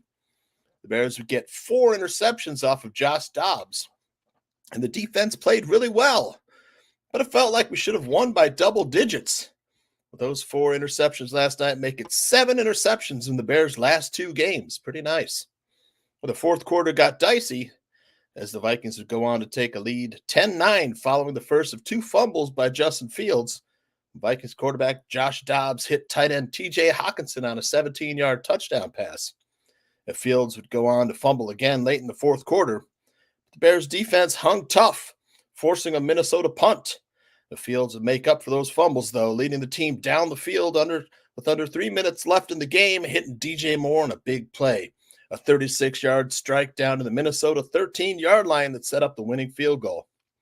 And for the first time since November 25th, 2021, the Bears won a game against an NFC North foe. Matt Eberflus got his first divisional win, and the Bears enter their bye week with a record of 4-8. Hard to believe the last time we won a divisional game before last night was over 2 years ago. Overall, this game was a bit of an anomaly. Last night was the Bears franchise's 19th win without scoring a touchdown in a game. It was also the Bears' second win ever, where the Bears won without scoring a touchdown, even after giving one up. The last time the Bears won a game without scoring a touchdown was 1993, a 6-0 win versus the Falcons. Among the games where the Bears won without scoring a touchdown were a 2-0 Bears win over the Packers in 1938, Aldo and I were not there, and Walter Payton's last regular season game, a 6-3 win over the Raiders in 1987, where the Raiders started former Bears quarterback Vince Evans against the Bears that day. But last night's game further clouded the Bears' evaluation of everybody. Last night, there were some real glimpses of what this team could look like when it's firing on all cylinders. Justin Fields really made some spectacular plays. He showed off escapability, extended plays, and found the open man. And that's what we've all been waiting to see. The ceiling can be really high. I hate to say it, but he looked a lot like C.J. Stroud out there. Stroud, the Houston Texans quarterback who followed Fields at Ohio State, has been doing a lot of that all season, only as a rookie. And there were definitely some low points with Fields last night. He simply cannot fumble away the ball late in games. In his third season, Fields has been a fourth quarter turnover machine. But Fields made the throw when he needed to. That beautiful pass to DJ Moore that set up the game-winning field goal. See, the problem with the Justin Fields discourse is that he's playing for a team and coaching staff and fan base that gives him zero breathing room for growth. So when he does make a mistake, it's disastrous. If he's not flawless on every single play, the meatball fans come out for blood. See, I told you so. He sucks.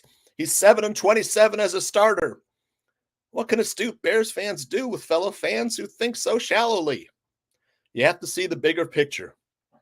Fields has had arguably 2 bad coaching staffs and no supporting cast until this season. The defense has been subpar until recently.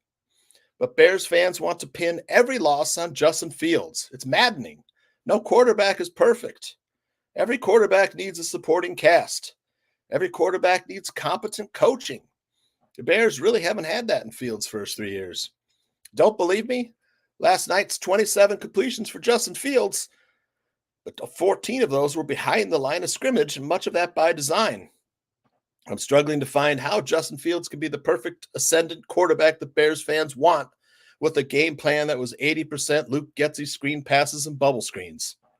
Our Fields, he was hamstrung by an impotent offensive scheme, and the kid tried to put the team on his shoulders because of that.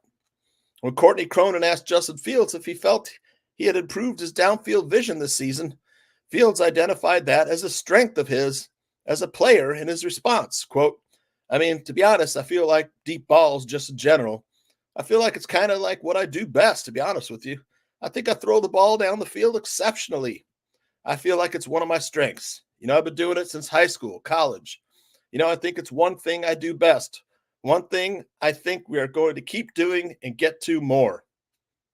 I think we're getting the message. Are we hearing that? Justin Fields, quote, deep balls are what I do best. Luke Getsy laughing my ass off. All right, buddy, here's a screen pass every other play. That's what we're getting with Bears coaches. Look, I really am curious to see what Justin Fields looks like with competent coaching. There is a high ceiling there. Ryan Poles has made improvements to the roster, and like it or not, the Bears and Fields now have a little room for growth. There were players making plays all over the field. TJ Edwards was everywhere. Please, can we extend this guy? Montez Sweat got consistent pressure, and so far has been worth the price that the Bears paid to acquire him. Mm-hmm. Young players like Kyler Gordon, Gervon Dexter, Roshan Johnson, Jaquan Brisker, and Cole Kmet have all been making plays and showing improvement.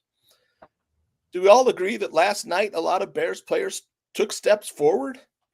If you're willing to cut those players some slack while they're improving and give those other players time to grow, why won't you give Fields the same benefit of the doubt? I mean, the guy only plays the hardest position in sports to play. He made the play to win the game in the end. Yes, he also fumbled twice.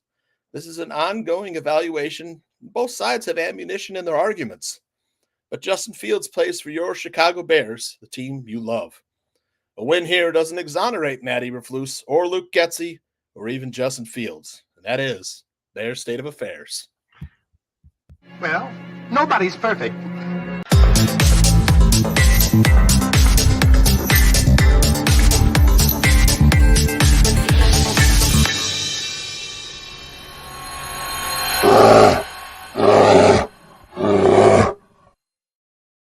Great job, That's it. Tooch. Thank you. Excellent job. Excellent. And I think you captured Dan's opinion on what happened yesterday. Am I correct when I say that, Dan Aguirre? In what specific part? Yeah, the hope, that people are being too critical of Justin and the team. I think that was the theme of Tucci. Yeah, that's what that caller was saying from North Carolina that got eviscerated. He was like, you expect him to be Patrick Mahomes, and there's only one Patrick Mahomes. Mm-hmm. It's not fair for your expectation to say that Fields comes out and has 6 straight Mahomes-like games for him to keep his job. That's an unrealistic expectation for any quarterback, especially one that's 24, which is what I think that guy was trying to say before they attacked him. It'll probably get me blocked because of it. Yeah.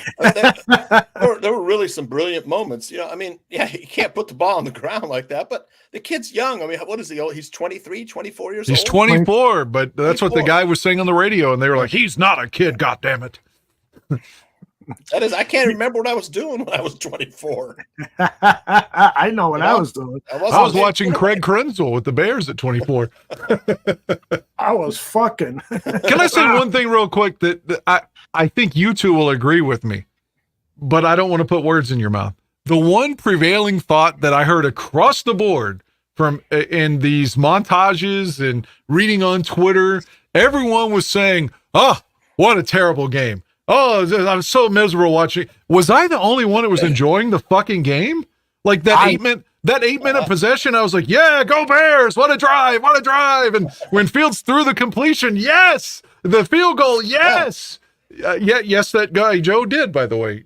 Thank you, sir. It was a roller coaster. I enjoyed the fucking game. And I confess I was happier because the Bears won. Had they lost, I would have been like dejected. But along the way for 3 hours, I enjoyed myself. Yeah. Why is everybody so unhappy? Oh, it was the worst game I've ever seen. I just didn't see it that way at all. I had fun. I was watching it. Bears fans want Justin Fields to be perfect. No quarterback's perfect. I mean, I said Fields has to earn it. What does he have to earn? I mean, he's been saddled with 2 coaching staffs that are arguably, not among the best in the NFL. I really am curious to see what he could do with a good coaching staff. I think, like I said last week, the coaching staff has got to prove that they deserve to coach Justin Fields now. But Justin Fields doesn't have to prove as much as the coaching staff does. I totally agree with you. That's really well put, Tooch. And C Sharp 777, who was a producer over at the Nomad Network, says, Aldo, did you catch the shot of Eberflus calling offensive plays in the first quarter? And that's not the first time that I wondered that. He's holding a play sheet next to him when the offense is out there and he's clearly talking. I don't know if he's calling plays or conferring with Luke Getsy about what to call, but I've wondered about that. No. And that's yeah, really. It sounds bad, Aldo. You ain't kidding. But that's another question I hope that the media addresses with Eberflus the next time they get him on the press conference. So there's a number of topics I hope that the media addresses, and that's one of them. What's going on with the play calling? Take us through that chain again. Are you involved in the play calling, Eberflus? Because don't you have your hands filled enough with sucking Ryan Pose's dick? No, I'm sorry. I didn't say that. I mean, the prevailing philosophy in the NFL is that a coach should coach and let his 2 coordinators kind of run. A coach has a lot of things to think about, whether he's managing the game clock, probably arguably the most important, throwing the challenge flag, and overseeing everything, but without having to meddle in, I can understand Eberflus calling, making suggestions on the defensive side of the ball. That's where he comes from. But I'm not sure I want him meddling with, it's bad enough with Luke Getsy in there. We don't need Eberflus making it worse. Yeah, you ain't kidding.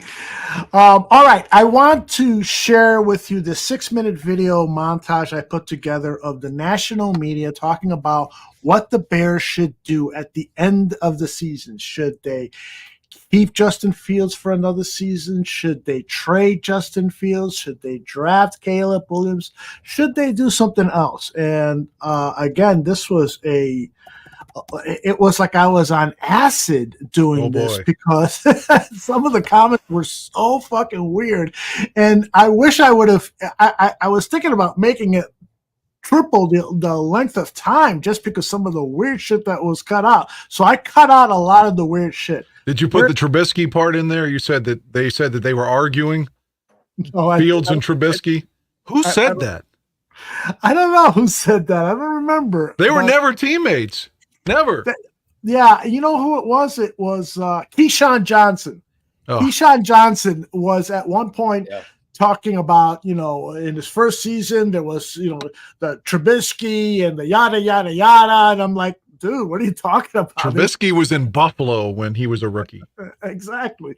And that's the thing, these guys on the national media have to cover 32 teams.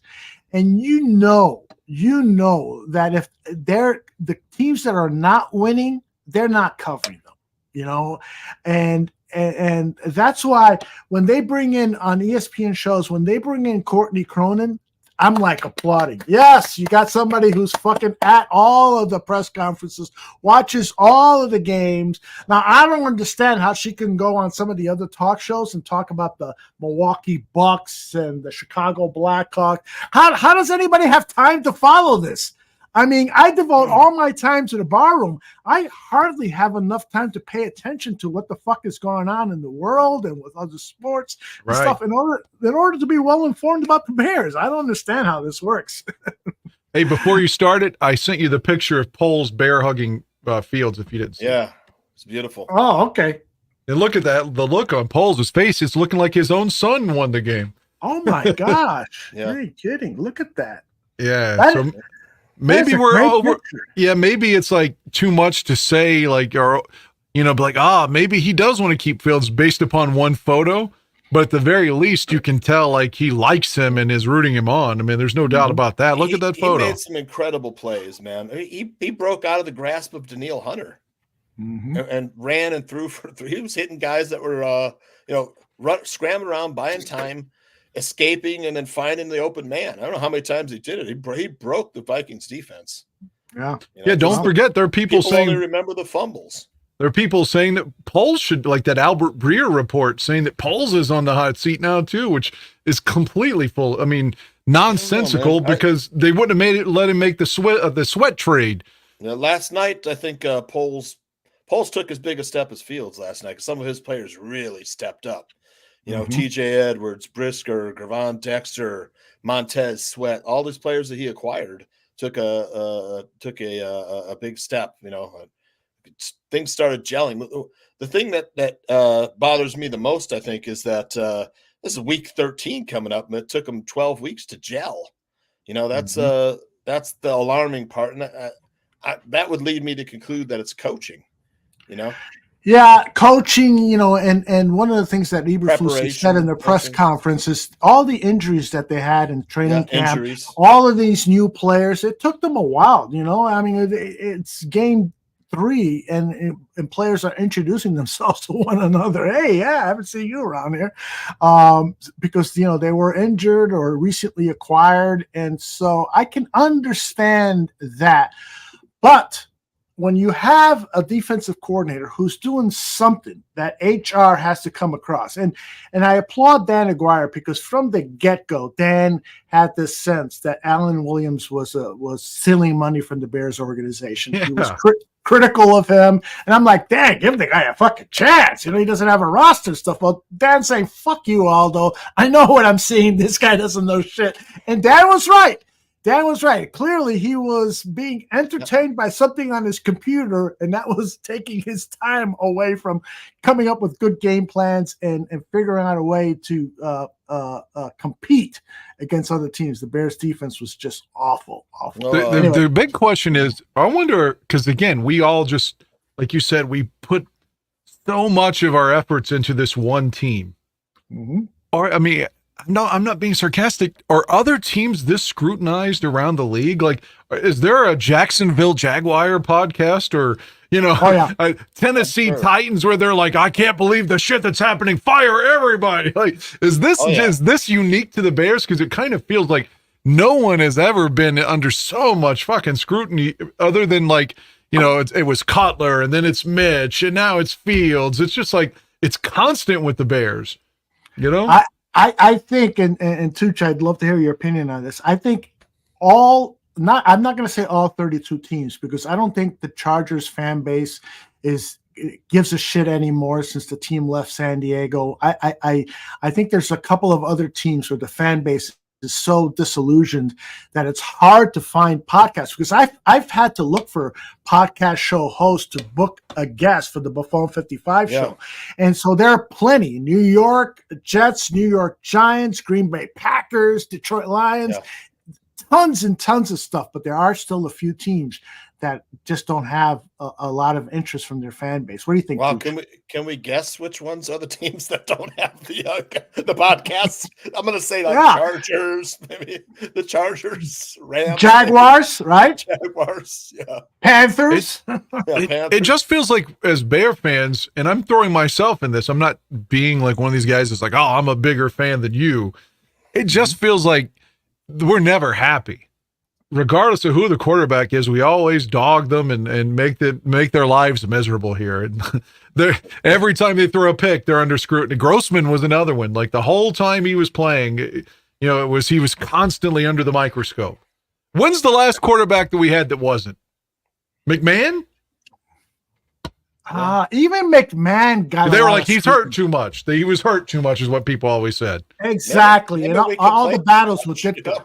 We complain too much. We expect perfection. We got to get real. The only player I think we've ever just accepted in the modern era was Walter, where you wouldn't just talk shit about him if he fumbled or something. It's sometimes people fumble, sometimes people throw picks.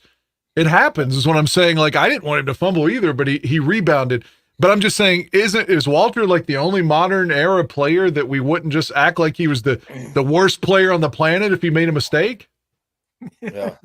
You're making a great point. with podcasts, Bears have podcasts in every fucking country. We got Mexico, Ireland, UK podcasts. I know, and it's going to increase too.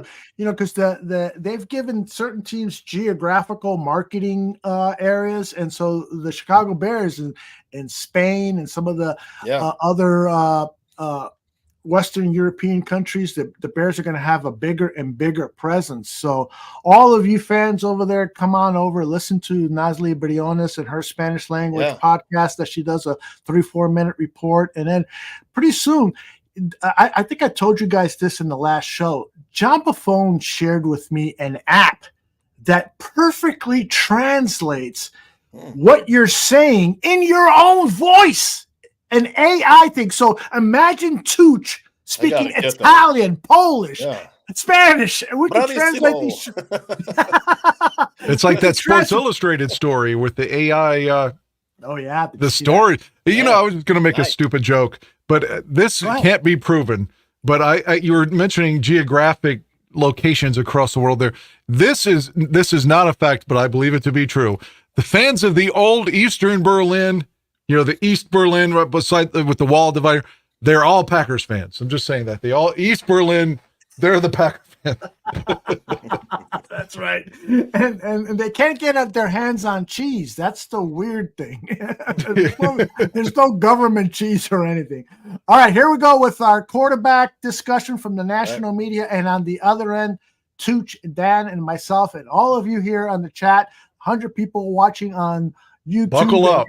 And anyone else who is watching, make sure you subscribe so we can, if you're on Facebook, make sure you subscribe so that we can see your comments on the screen. Here it comes, the national media talking about Justin Fields. Prepare to get angry. Fields has some incredible ability. He has got an uncanny ability to stay upright. And he's a great runner, man. And he's got an arm. And here we are again. Here's the narrative again, because the pick the Bears got from Carolina in this coming draft may be first overall again. And then the question is, if the Bears choose first overall again, are they going to allow Ryan Poles to be the general manager to pick it? Are they going to allow Matt Eberflus to be the coach to coach that player? Right now, you can keep him because he doesn't cost you. Then he's going to cost you, and then you have to decide, is that a franchise quarterback? I'm going to make you the Bears GM right now. What are you going to do this offseason at the quarterbacking position? If the season ended today, I would absolutely say let Justin roll another year or two. I think you pass on a Caleb Williams or a Drake May. I know I'm going to get yelled at, but you got to take the quarterback. You got to move on from Justin Fields. And it's not because Justin Fields isn't good, but he's not consistent. He's been good in times like what we saw from him last week is exciting. But the thing about Justin Fields that it could be him, it could be the team, it could be the coaching staff, but every play looks like a fire drill. This is a fascinating conversation. And yes, obviously you draft Caleb Williams. He's done enough to show that he can be successful in the National Football League, given two things. One, they put a supporting cast around them. Okay. If you go out there and you draft Marvin Harrison Jr. and you have Darnell Mooney and you have DJ Moore out there, that's a heck of a supporting cast around him.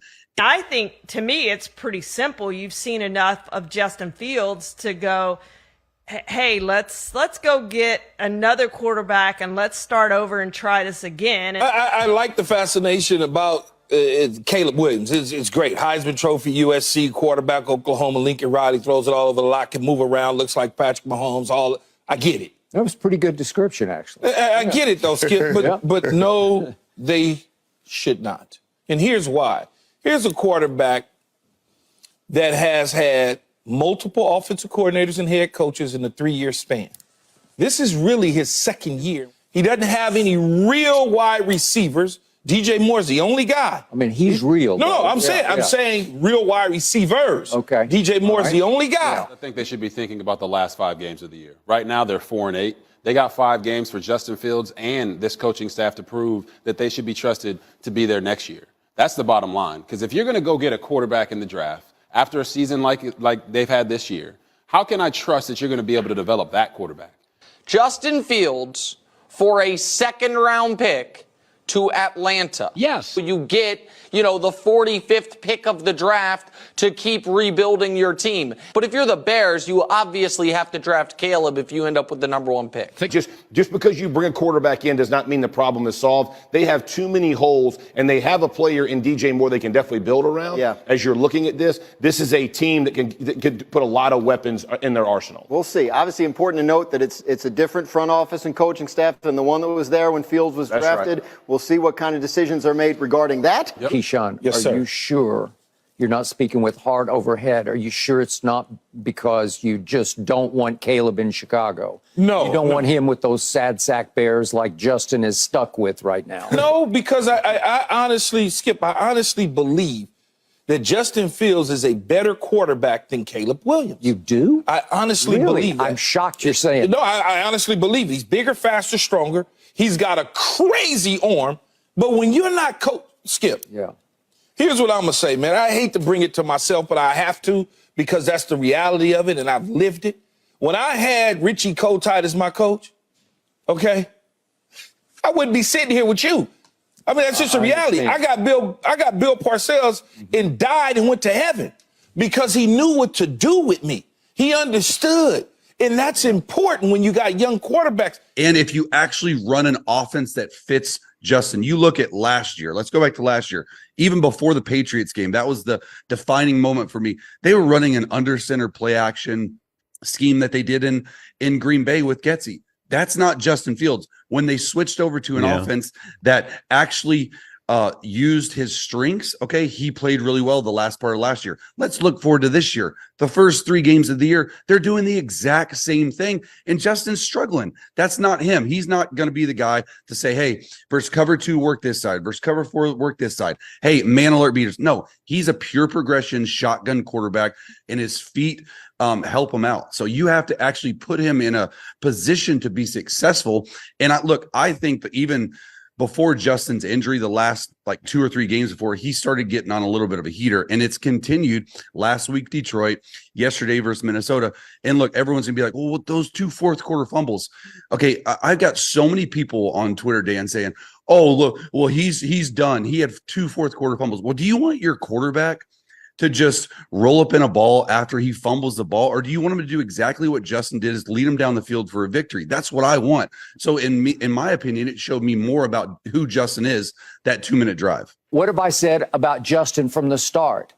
He is not a consistently accurate thrower of the football. He's got a nice arm, give you that, but not Skip, consistently accurate with the football. And I've watched him obviously I watched him at Ohio State. Not you, but many people. And you may be in this bunch, I don't know. But many people said the same thing early on about Lamar Jackson. He's not an accurate thrower. No, He's I never not heard accurate. No.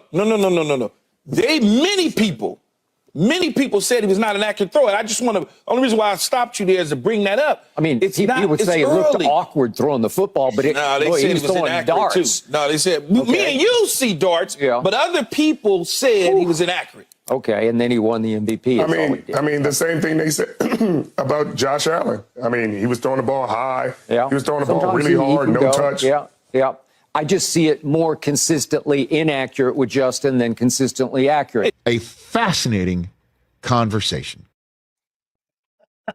Now, can I jump in? Please do. Couple things. First off, I love the reference to Richie Kotite. It was such a great point for saying, hey, if Kotite was my coach, who knows if I'd, succeed in the NFL from Keyshawn. But the Josh Allen thing, like, Jesus, I know he's good. I know Buffalo, he's played well. He can run, he can pass, but he leads the league in interceptions. Imagine if that were Fields. Like, Fields has got 6 picks. I mean, and I get, they say he's not accurate. He does seem to be completely, I don't know if the word is, or the phrase is lost or at odds, but it just, he cannot connect with Mooney. There's something there. But if you look at his statistics to DJ Moore, those motherfuckers are in sync. He does well with Kmet too, but he, for some reason, it doesn't matter if it's his throws or the routes, he's never on the same page with Mooney. I don't know what it is. Tooch, I'll ask you this question. Could it be Luke Getsy that's the problem with the fact that Fields is not connecting with Mooney like he did? Mooney had 80-some catches one season and had like 70 or 60 the year before. What's going on, Tooch? Yeah, I mean, I think Getsy's a big problem with the, like I said, in Bears State of Fair, there was more than half of the passes were screenplays. Screen passes, bubble screens, halfback screen passes. A good offensive coordinator is going to scheme Mooney open, if especially with a rolling coverage towards Moore. Moore's a hell of a player, man. Hell of a player. Really love that. He really is. Really is, man. He's open a lot, man. He's open a lot, and he is so fucking good at breaking tackles. Yeah, he is like a running back, and I wish the Bears had a more creative offensive coordinator who would use DJ Moore like Deebo Samuel was used last season with the San Francisco 49ers. Have him carry the ball out of the backfield. And then the other thing that you just mentioned, Tooch, that reminded me, there was one offensive screen play to Cole Kmet, and then you had like a small, I forgot who it was, a small receiver out blocking for him. It's like, wait a minute, shouldn't that be the other way around? Or should it be Mercedes Lewis on that side blocking? Yeah. Yes, exactly. Another thing about Getsy, it just feels like, they have that opening drive and Kmet, boom, boom, boom, and then he's gone the rest of the game. Yeah, why do players disappear always in his offense? You know what I'm saying? It always happens. I know we can always point out and say, well, Fields missed St. Brown. He's wide open. He missed, Mooney when he was wide open. But, man, he never misses DJ Moore. So he's in sync with him. He seems to always be well with Kmet. I just don't know why this offense always leads to, like, everyone just, like, you get 4 catches in the first quarter and you get none the rest of the game. That's got to be on Getsy. And here's one other theory. It could be on Darnell Mooney.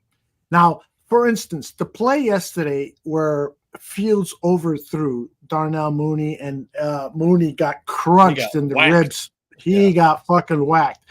Those are the kinds of plays where if you run the wrong pattern, 1 yard this way, 1 yard that way, the quarterback is throwing to a spot. And if you've run the wrong pattern, then it's on you. And that's one thing that's what Anthony Miller always did wrong. Exactly.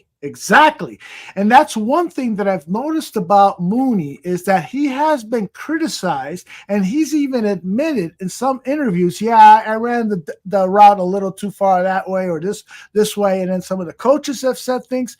It could be. I'm not saying for certain because I don't fucking know, but to try to look at things from 360 degrees, it could be on Mooney that somehow he doesn't like being the number 2 to DJ, and so he's not as focused on running his routes properly. I don't know, but it's a theory. I was so pissed off when they had Baylor. Go ahead, Chooch. I'm talking too much. Go ahead. Something's up. I mean, but I think I said embarrassing. 14 of those passes were behind the line of scrimmage. Yes, that's of his completions. 14 of them were behind the line of scrimmage, and that's by design. There's no way around. By design, right? I mean, you heard him say Brian Flores 57% of the time he's throwing a blitz at you, but Fields was beating the blitz on slants. He was able to escape and beat the blitz too. Roshan Johnson was picking up the blitz. We got good protection from blocking pass protection from the running backs. But with Mooney, I don't know. You have to figure it out because he's a free agent after this year, I think, right? I think he's gone. I think Mooney. I think he's probably gone too. Yeah. I hope they re-sign Foreman though. He's a free agent. That he and Santos both probably need to be brought back. Yeah, it would be interesting to bring back Deontay, and then you got this 3-headed trio again, to be redundant.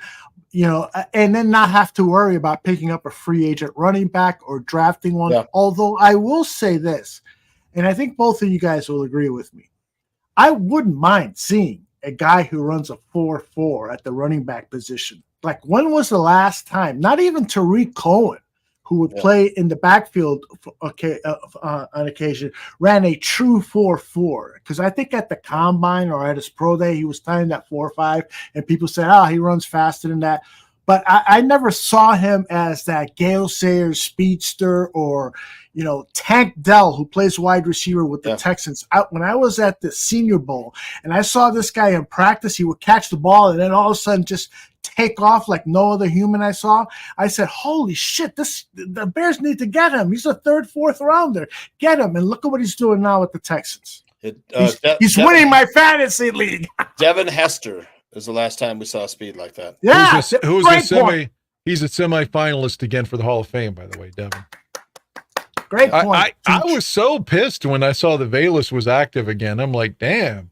This dude, he must be able to blackmail them or something. He deserves no more opportunities. Do they have polls on video like blowing a stranger or something?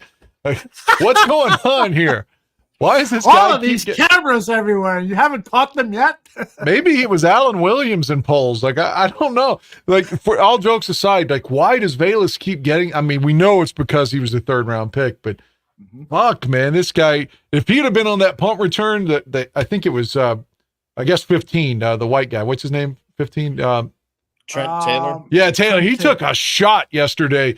I was like, if that would have been Velus, he would have fumbled.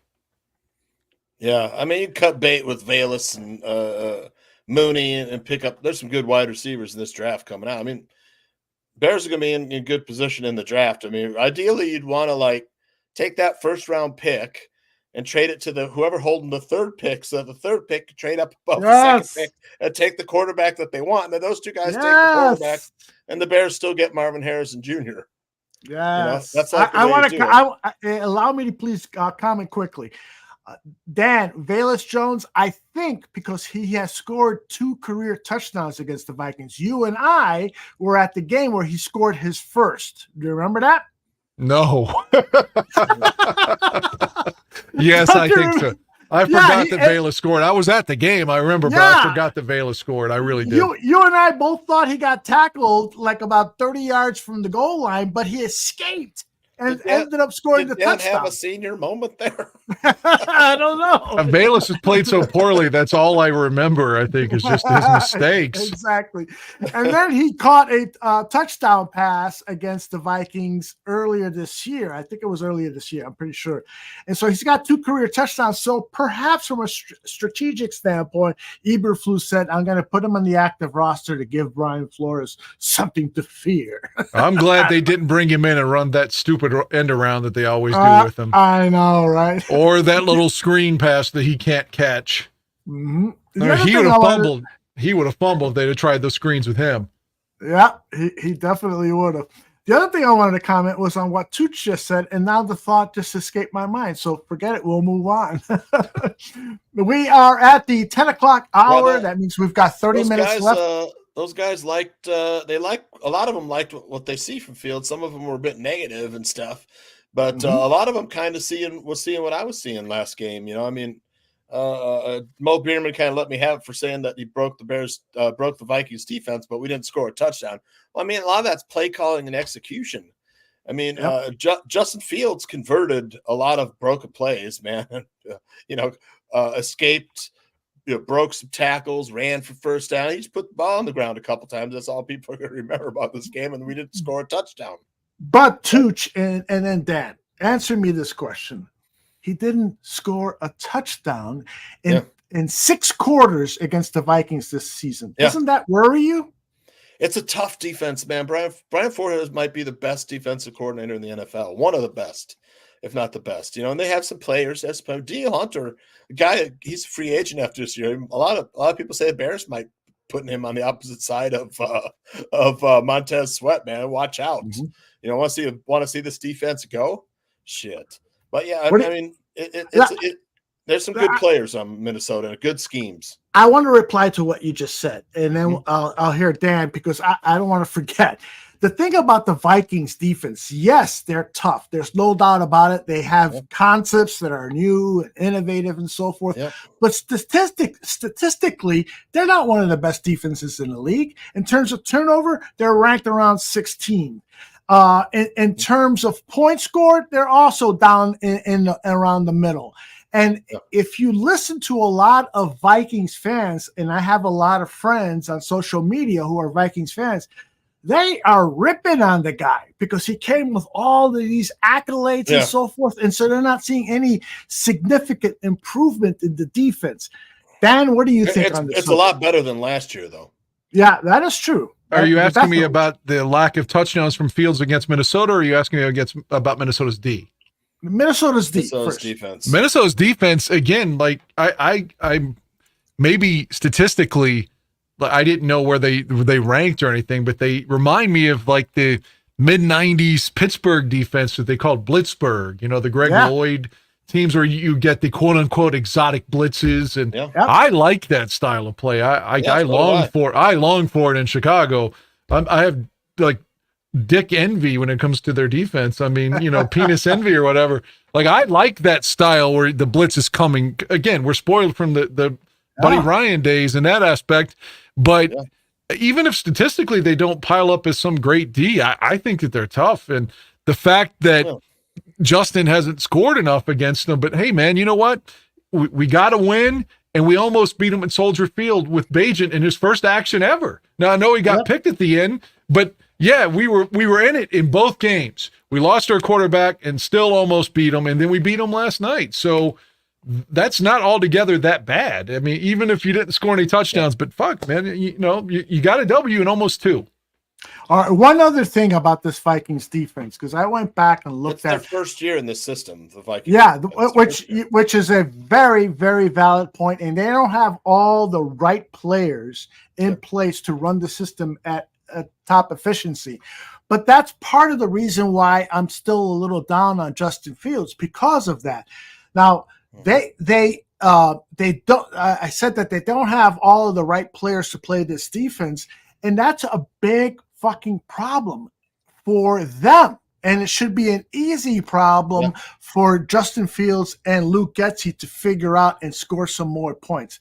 Not having scored a touchdown against that defense in 6 quarters is to me, when I'm doing my column of pros and cons, whether to keep Justin Fields in 2024, that definitely goes in the cons, because this defense is challenging, but not that effective, at least statistically. Well, let me ask you another question then. Again, I don't want to presume that this is going to happen, but let's just say for some reason Fields would beat Detroit next 2 weeks from now, and then beat Green Bay to close the season out on the road, and then maybe beats Cleveland. Even if they don't score enough touchdowns, but he's winning some games, again, against tough defense. The Cleveland's a tough defense. Minnesota's a tough defense. Detroit, they're not bums. And, they're perceived to be the leaders of the division. They could be falling off, as we saw on Thanksgiving. They lost to Green Bay. But if he would beat Detroit at Soldier Field and then Cleveland and then maybe Green Bay at the end, does any of that matter if he's scoring 40 points, but he does enough to win? It matters. Yeah, it matters. Filled out the W's and L's. Look at that, everybody. How about that? Yeah, I actually had some animation on it too, but I forgot to load that video version. Anyway, thank you. I think it does matter. The number one priority is, and I know everybody says wins and losses are not a quarterback statistic, and they're right.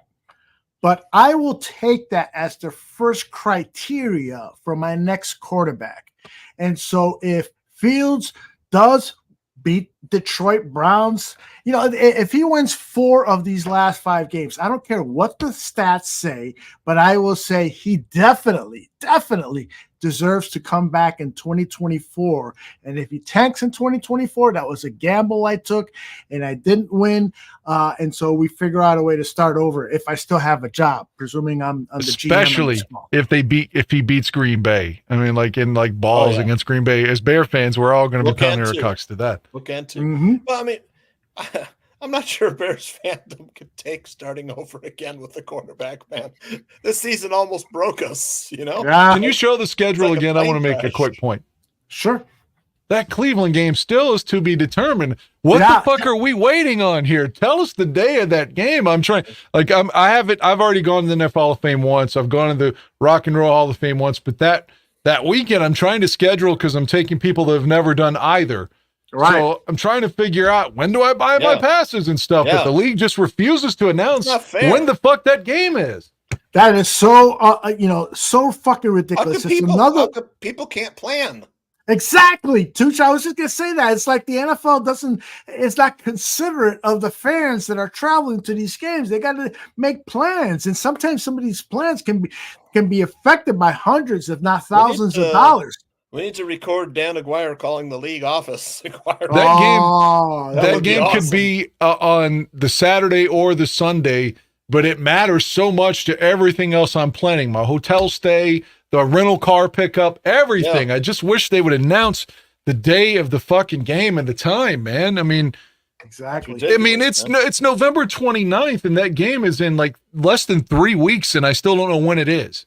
Yeah, and it's funny that you bring that up because my wife, we've got a dry erase board in the kitchen, and we put a calendar up there to know what we're doing and so forth. And so she said, "Hey, I just checked. They still haven't listed a time for that Browns-Bears game. Why are they waiting so long?" So I explained to her the whole TV thing and stuff, and she was like, "Well, that's fucking stupid," because she's in the travel and entertainment and media and hospitality industry. She knew exactly what kind of a burden that would be on guys like you, Dan. And I told her you were going to that game. So she said he must be going crazy. I'd love to get a recording of Dan calling the league office. I need to make my flight reservations, dinner reservations, set up the hookers. Just say what's wrong. I need to know when my hookers are going to be in the hotel. That would be a great bit. We need to do a bit like that. Absolutely. I did. I'm not making this up. You can believe me if you don't. I was just a kid, but I did call the Bears in 1999. I tried to talk to Mark Hatley. They had his secretary on. I was bitching when they cut Eric Kramer. I was like, "Are you kidding? Shane Matthews? You're going to start Shane Matthews?" I was like, "That guy's a bum." You know, like, how much more losing are you all? You can't, you know, I was just ranting, and the woman told me I wasn't a real Bears fan. I was like, how dare you say I'm not a real Bears fan? Yeah, and she hung up on me. It was like Hatley's secretary. But that call did very much happen in like June of '99. That is hilarious. Hilarious. I got to tell you, this is why we're kindred spirits, Dan. When I was, I don't know, I think I was 13, 14 years old, and the Bears were going through a coaching change. I did a handwritten letter to Jim Finks, who was then the general manager, saying that I wanted to be the new team head coach. And I told him I would bring in Johnny Unitas as my offensive coordinator, and I forgot who I said as a defensive coordinator. I wrote out this 2-page handwritten letter, sent it to the Chicago Bears, and the Chicago Bears, Jim Finks, sent me on their letterhead. Wow. And with Jim Finks' signature, this response: we received your letter in inquiring about the Bears head coaching job. We will make a decision later. Meanwhile, we will have your letter on file. And I was like, yeah, I went to the washroom and started doing this. Greatest day of my life. How many of those letters has Phil written, you think?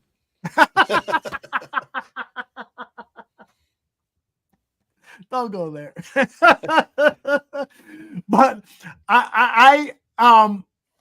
and the biggest regret in my life is that I didn't do a good job of taking care of that letter. I thought I had it with me when I was moving from place to place to place, and I just can't find it now. So fuck, man. That was a highlight of my life, man. That phone call embarrasses me now because it's like, again, I was thinking, like, I mean, I knew McNown was the quarterback of the future. At least that's what we thought at the time. I was like, but why wouldn't you just let Kramer do it until he's ready? Why play a guy that's never played before? Has been a third stringer everywhere. Don't you care about winning? You know, but I mean, who am I at fucking 18 to call and say that to them? Like, I just feel like such an I'm idiot. glad you did. I'm glad you did. Toot, you got a story like that about the Bears that maybe you contacted them or had some interaction with George McCaskill when you've gone to a game or anything? No, but I do have show and tell. Remember show and tell when we were kids? Oh, yes, of course. So let me set it up because I told Dan Aguirre I went to the NFC Championship as a 28-3 loss to Joe Montana. I remember the game well. It was like 50 below at Soldier Field, and my mom bought me I think I'm gonna have to put it on speaker here because let me show it. My mom bought me this for the game in 1980. Oh, cool. What was the 89, Dan? It was January of 1989, the 88 season. 89. All right, hold on. Twitch is a handsome guy, man. Those of you in the audio podcast, what you're missing now is priceless. Twitch has a. You look like you're in a low budget porn where someone pseudo breaks in and pseudo rapes the woman. Yes, exactly. Outdoors. You know, we play football in the snow. I'm wearing this helmet. What lucha libre? He looks like a lucha libre wrestler. I think that's from him. About to have a porn scene with. I think this is from his porn career. Exactly. Yeah. It's a Bears helmet, though. Look, it's a ski mask, but it's a Bears helmet. That would have been great during COVID. That's hilarious. I love it, too. Nice job. Show and tell. Again, that's great during COVID if you have to wear those masks. Tucho leaving it. I love it. I love it. All right. My mom got it. Wait, before you move on, my mom got that for me. I think it was 1989 because I was going to that really cold game. Mm-hmm. And then this past weekend, my mom she has you know what a hat box is? It's like a circular cardboard box. Sure do. She breaks out this hat box and it has all these fucking hats in it. She goes, "Remember this? The Bears helmet." I love it. I got to do show and tell on Bare Their Souls, Mom. Send her our love too. I've watched that game so many times. I know I've said this before, but that game in particular, I've watched so many times and like wished for a different outcome. It's just like that whole era of Bears football would have been completely different if the Bears had gone to that second Super Bowl. It like McMahon retires as a Bear, Ditka probably stays as long as he wants to. I mean, so many things could be rewritten if they beat San Francisco there. Yeah, and I got to tell you, that's part of, Mike Ditka, God bless him. When he first came to the Bears, I applauded every move that he made. He brought that tough guy mentality. I'll never forget the moment where the news report said that he took Ricky Watts, the wide receiver, third year or fourth year wide receiver, took all of his belongings out of his locker room and threw them out of the building. And that was an emblematic gesture to show the team, I ain't fucking around here, guys. Eberflus should do that with Bayless, but go ahead. Exactly.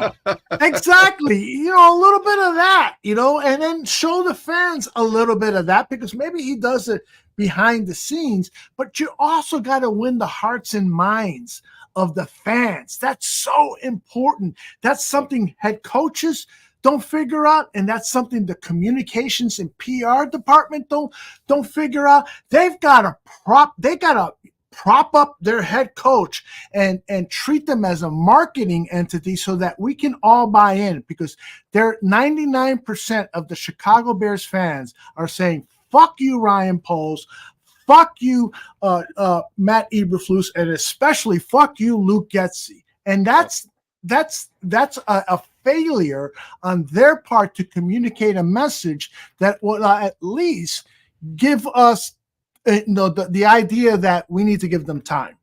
That time is over. I'm sorry, you haven't done anything to earn my trust. That game, Dan, was so cold. I ordered hot chocolate, because I wanted to get warm. And by the time the guy poured it in my glass, it was like chocolate milk. It was like ice cold. I'm like, is it fucking hot? What the fuck? Yeah, Brent Musburger was so good that day. He's like, no domes, no artificial surface.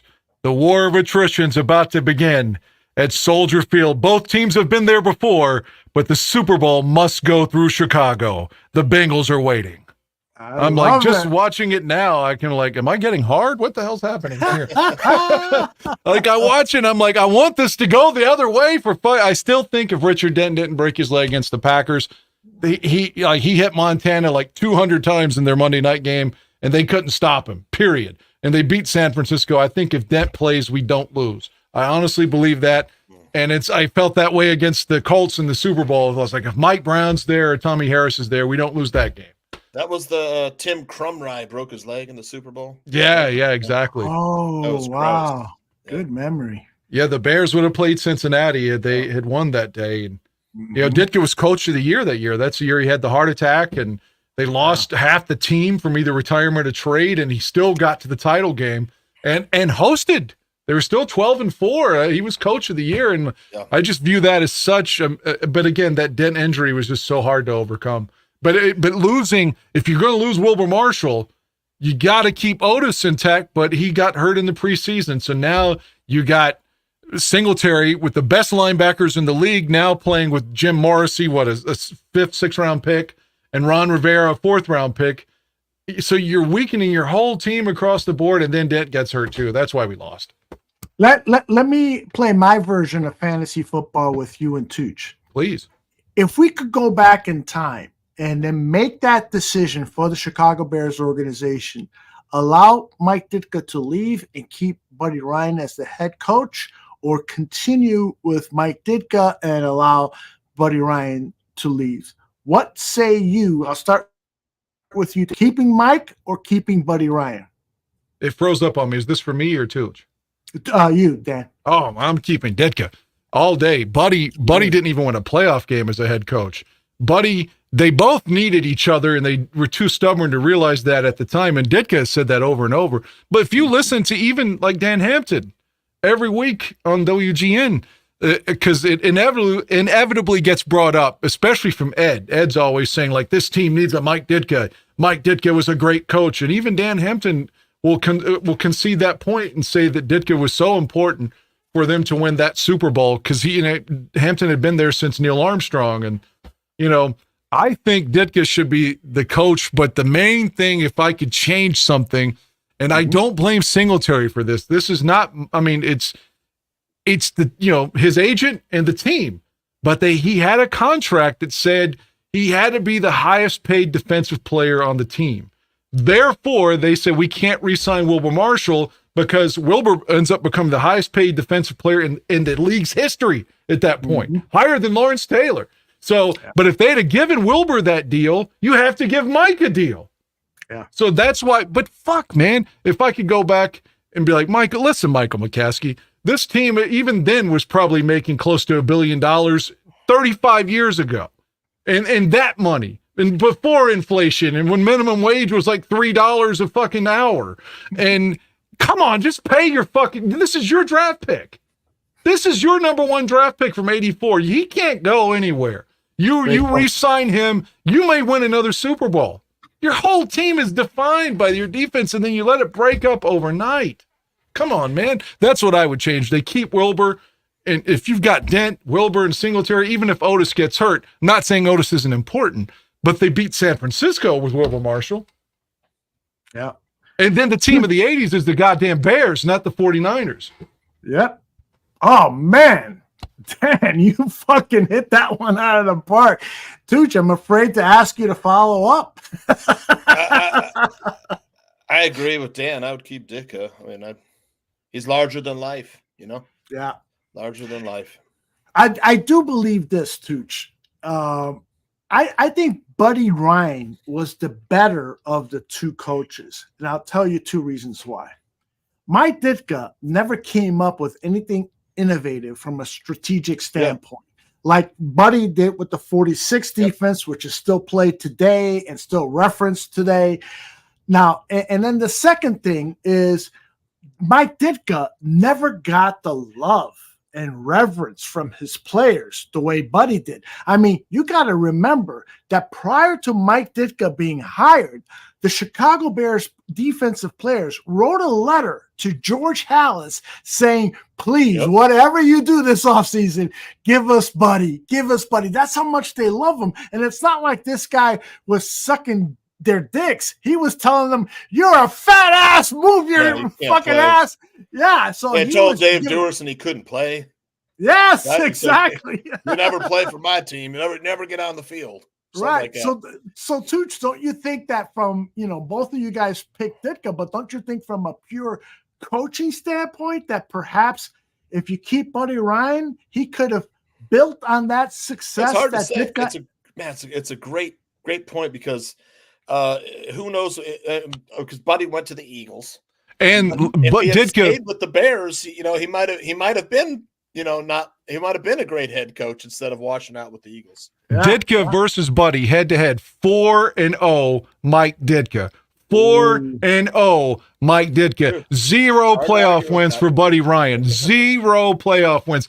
Even his 46 that was so renowned in 1993 with the Oilers, his big comeback year, when he hit, Kevin Gilbride, he punched him on the sidelines. You remember that? Yep. And what happened? Their first playoff game, Joe Montana comes in there and lights their fucking defense up and beats them in the House of Pain, the Astrodome. Buddy Ryan always lost in the playoffs. And don't forget, he had Randall Cunningham, who was like Justin Fields 40 years before Justin Fields. I mean, Randall Cunningham was so far ahead of his time, and Buddy still lost every playoff game with him.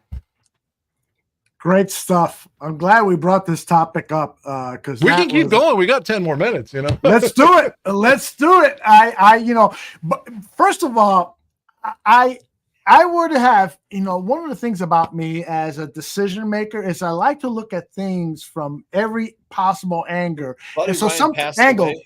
He just passed away. I think at the age of 76. Yeah.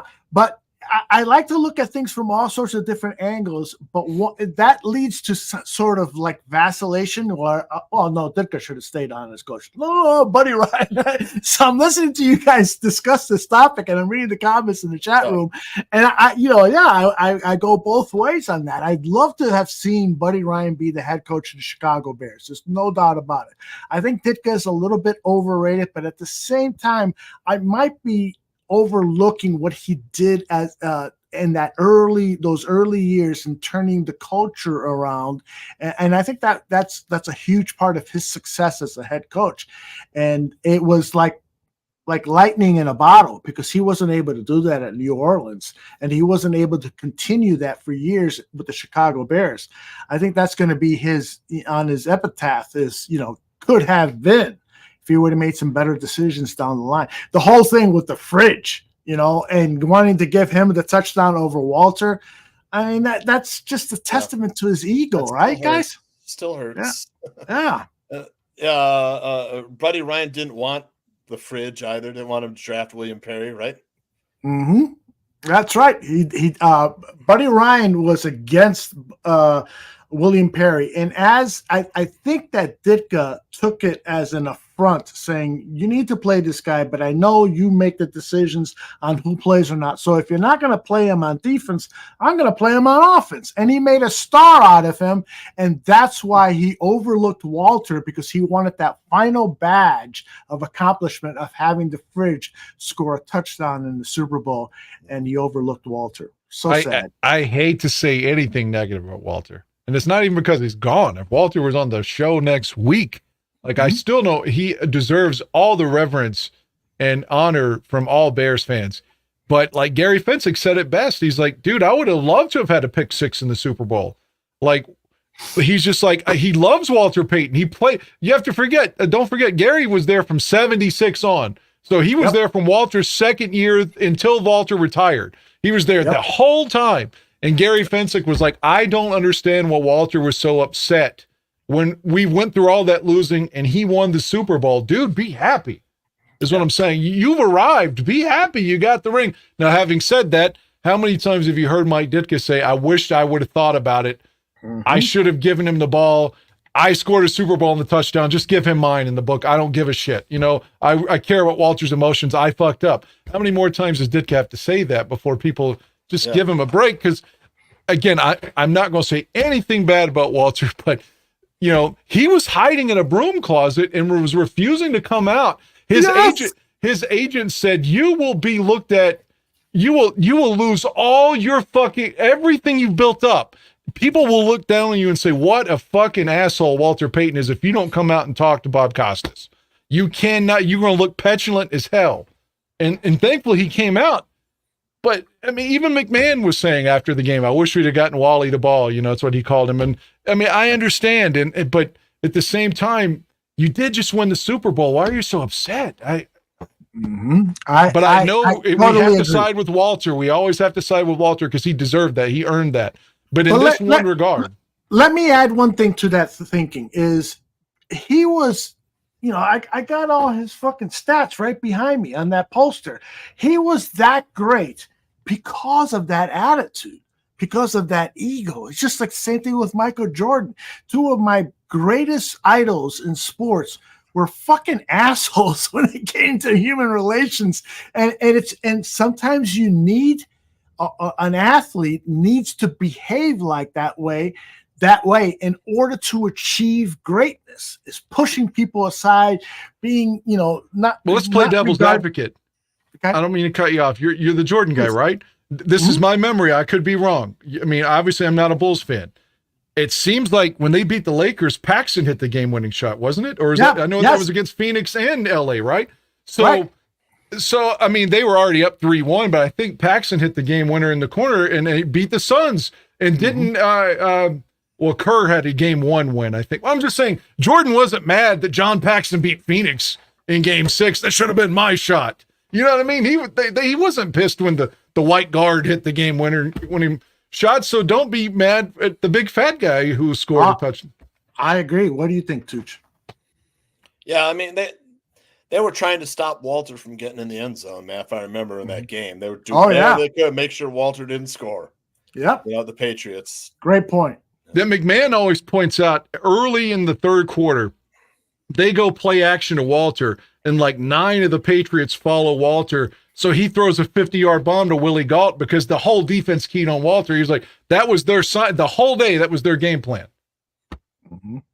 No, you guys are remembering that exactly correct. What's funny is that that game, I saw it live, and I don't think I'll take that back. I think I saw the NFL Films 30-minute recap of it, but I haven't gone back to watch it again, and I should, because one of the greatest moments of my life. I'll never forget. I'm watching it with 15, 16 of my best buddies, and I led the toast, and I just said one word, finally, because us Chicago sports fans were suffering for. Do you have a photo of that? No, unfortunately not. Oh man, there should be a fucking 27x40 in the man cave there with you celebrating the Bears win. I'll tell you what, though, I will bring a photo for the next show of those guys, and you're gonna freak out as to how I look. When you're young, you look like a scientist to me. When I would see you, like, you look like you would have been on Jacques Cousteau's like fishing show. I saw Aldo on TV when he was young. I remember the side street reporter. You know, he was on a few times because you can't told me forget that the name. Yeah, Aldo looks like he would have hung out with Tressman when he was young. You look like you were about to win some kind of science award, man. Yeah, I think I said this story before. When I was working at Channel 2, I was doing a news reporter remote in some neighborhood in Chicago, and a bunch of Italian ladies come up to me and says, "Oh, Aldo, we're so happy that another Italian is doing Chicago news. We love you. We love you." I didn't have the decency or whatever, the guts, whatever, to say, "No, I'm Puerto Rican," because they probably would have hit me with their purses. Oh, you're pretending to be Italian. You should have been like, yes, you're right. Now blow me. I don't care how old you are. What neighborhood was it? Like Smith Park, Taylor Street, Harlem? Yeah, I think it was. I think it was up. If I remember correctly, Peterson Avenue and Western, which is not considered an Italian neighborhood. It's like Stoganash area. Yeah, that's much more Jewish in Chicago, but I don't remember exactly where, but I think it was around there. But I got to tell you, we need on the Chicago Bears right now. We need more of those 85 type Bears, guys who are selfish but also work within the team system, and we need charismatic coaches. Mike North is always saying, "Bring Harbaugh." I'm not a big fan of Harbaugh. But you need somebody with that kind of aura around. Can I comment on that real quick? Please. Yesterday, the pregame, I was listening to ESPN 1000's pregame as I was cleaning house. I usually do that kind of stuff if I'm cleaning and listening to it. But, Waddle was talking about this. And, he's really good friends with Jim because, again, Tom wasn't there during the McMahon days per se, That's right. And he said, I've never talked to Jim about this, about him wanting to come here, so I don't want to put words in his mouth. But I know, this was from Waddle, I'm paraphrasing, he views his time with the Bears and the utmost, like he thinks it was the best time of his life kind of thing. And despite being, again, eviscerated on the sidelines in the Metrodome by Ditka, he views Ditka and just like in awe of Mike Ditka. He said, so in his opinion, Jim Harbaugh would be a great hire because Jim Harbaugh loves the Bears.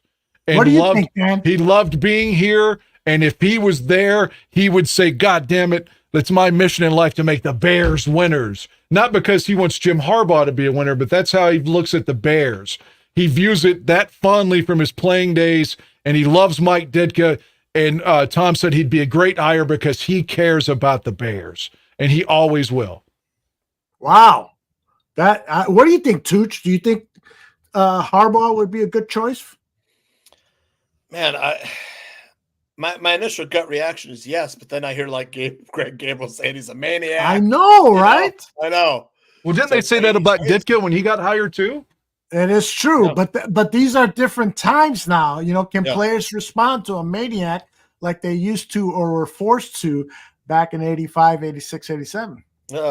Jim Harbaugh's brother is a hell of a coach. Maybe we get some of that rubbing off on him. He's learned from watching his brother. I don't know if he brings the right assistant coaches in. That's what they were even saying. What coaches? They said he would bring that guy that we reference all the time that was the OC for Jackson in Baltimore.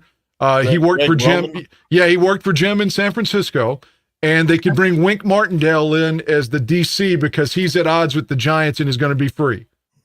Wow. So they said that could be the staff for Harbaugh, and that's really not what's Martindale's real. Wink Martindale was a TV show host. I know, right? Dude, you and I know that. I'm like, what? What was it? Match Game or something? It was I think it was Match Game. But yeah, every time I hear that name, I'm like, okay, come on, let's talk. I think that's his nickname because of that TV show guy, though. That's why they call him that. Oh, okay. That's his nickname, Wink. That's not his name. All right. Well, I got to tell you, on paper and, from a celebrity type standpoint, that trio of coaches would look pretty fucking good in Chicago. Harbaugh wants to win because the organization means something special to him. Martindale has had success with this aggressive defensive Chicago-like defense, and the offensive coordinator was who are we called? The guy with the Ravens. But he worked with Jim in San Francisco, so there's a tie. And that guy coached Lamar Jackson and made Lamar into an MVP.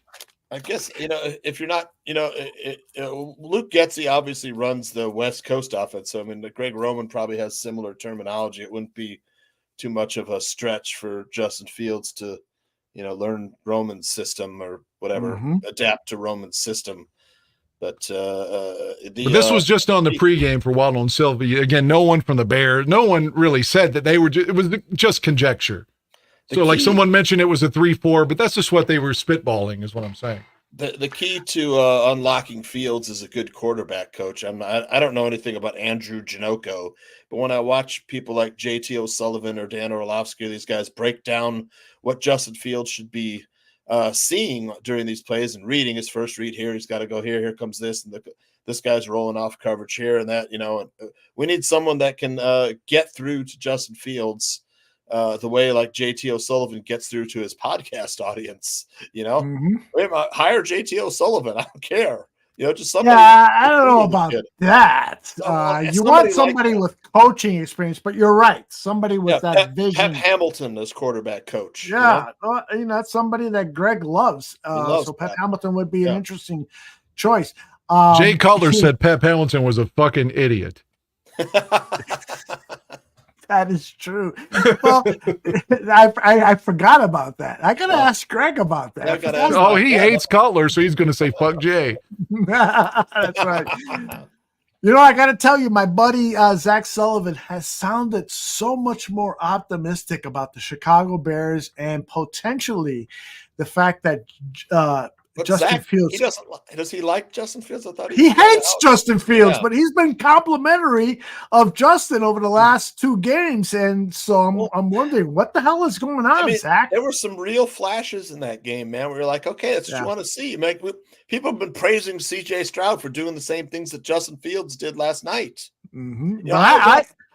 I figured Zach was going to go to his grave hating Justin Fields based on some of the comments he's put up. Pretty funny. If I could give you a closing statement, because I got to piss and then I got to get to work. Unfortunately, I got to leave.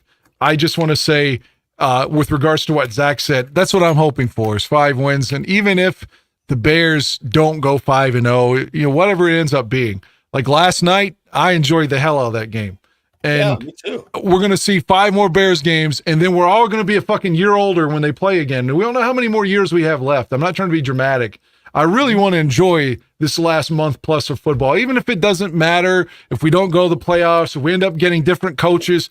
At the end of the day, this matters to me, and I want the Bears to win. And if they end up, I still want to enjoy it, because that's the thing I criticize myself for. Sometimes I'm in such agony watching that I just want to enjoy it more. I just want to enjoy it. And if this ends up being Justin's last run, I want to fucking remember it as being like, I love that dude. I wish it would have worked out like an ex-girlfriend or something. So I want to enjoy this last run. I'm not trying to speak hokey or disingenuously.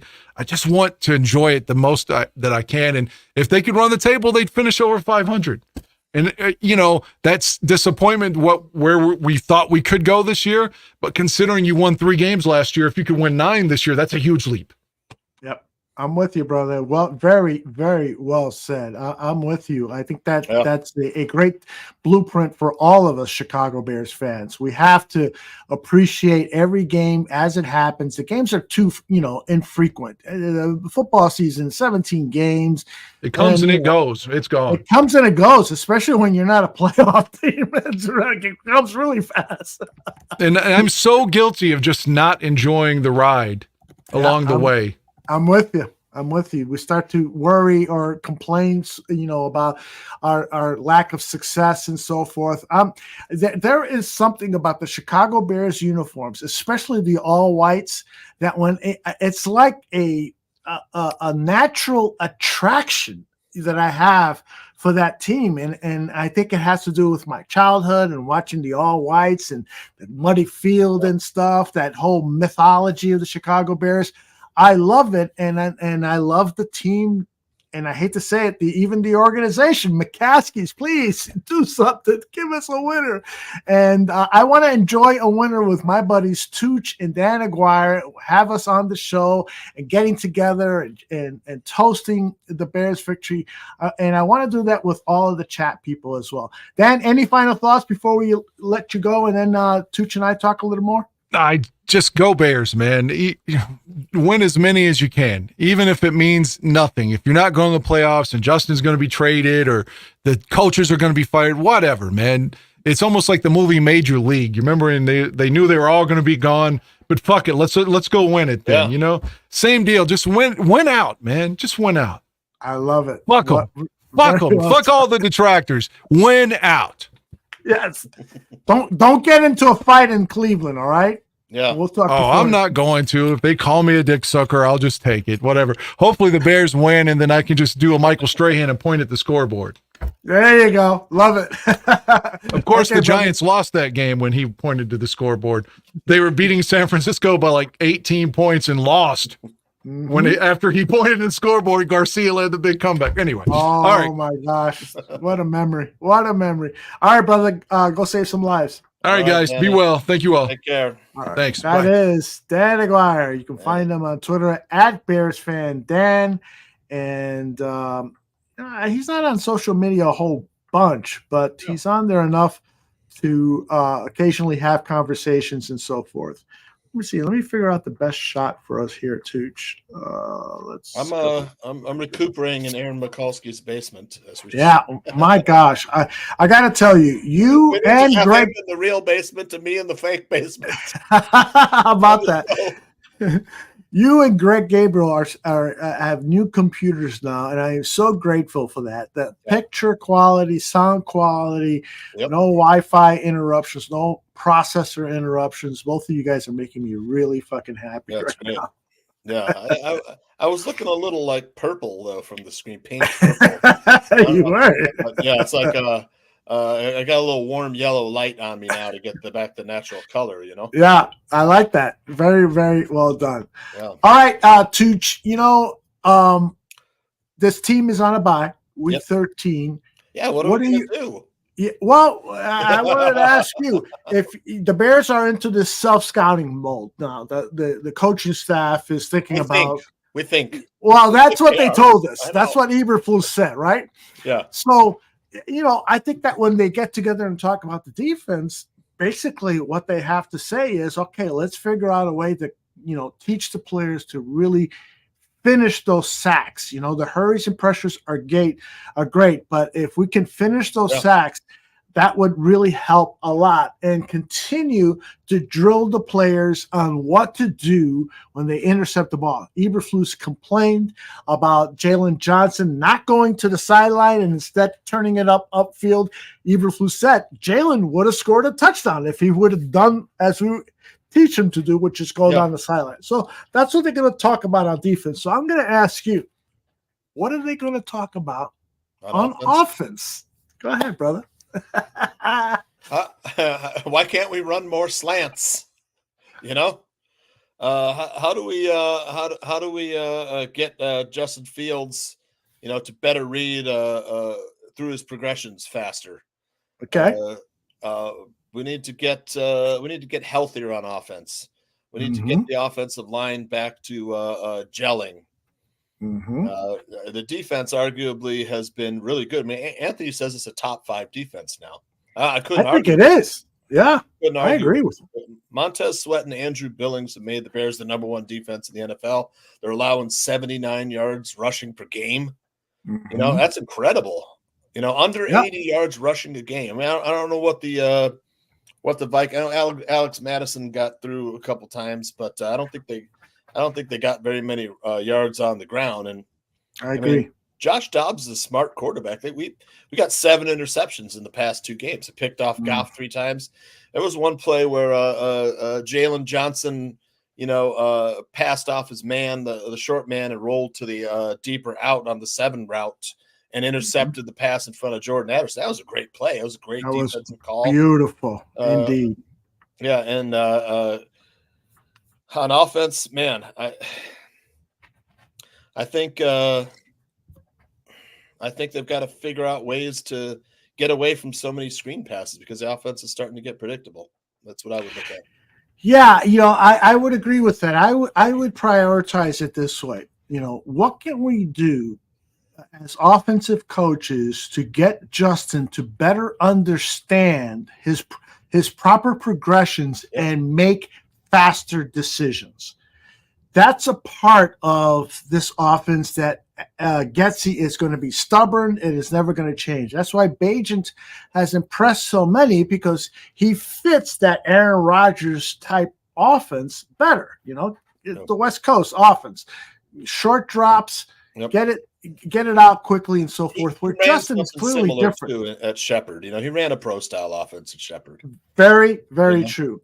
And Justin is different. Justin wants 5 seconds back there before making a decision on making a throw. And so he's not. There is no good. 5 seconds in the NFL. Well, there is with his athletic ability, though, Tooch, right? Wouldn't you say? The way he scrambles around? Yep, to escape. But I mean, like, if you're just standing in the pocket, there's no 5 seconds. Absolutely. Absolutely. Yeah, Nomad was we were having a social media conversation. He says he'd like to see Justin Fields under an offense like the old Oakland Raiders. Yeah, Step drop, Eric Coryell. Tear it out. Yeah, and I'm like, I was thinking today too. That would be fucking great, but no NFL team does that. I like to throw deep. Remember fucking Ken Stabler used to throw deep all the time, man. Oh my gosh! I go back to Daryl LaMonica before Ken Stabler, and those were all Raiders bombs. Used to throw deep, man. Yep, there was nothing but bombs. But that doesn't happen much in the NFL nowadays because of the pass rushes and so forth. So everybody's turned to the West Coast offense, get rid of the ball quickly and so forth. Hey, if it's a great Fields, point. They haven't. I mean, look at these speedsters that people have drafted that haven't really worked out to stretch the offense. John Ross, he retired recently. He was supposed to be a guy who's awesome speed and get deep. They just haven't worked out. There's only really one in the whole NFL that gets that kind of deep speed, and that's Tyreek Hill. Yep, man, he's amazing. Not many others. Yeah.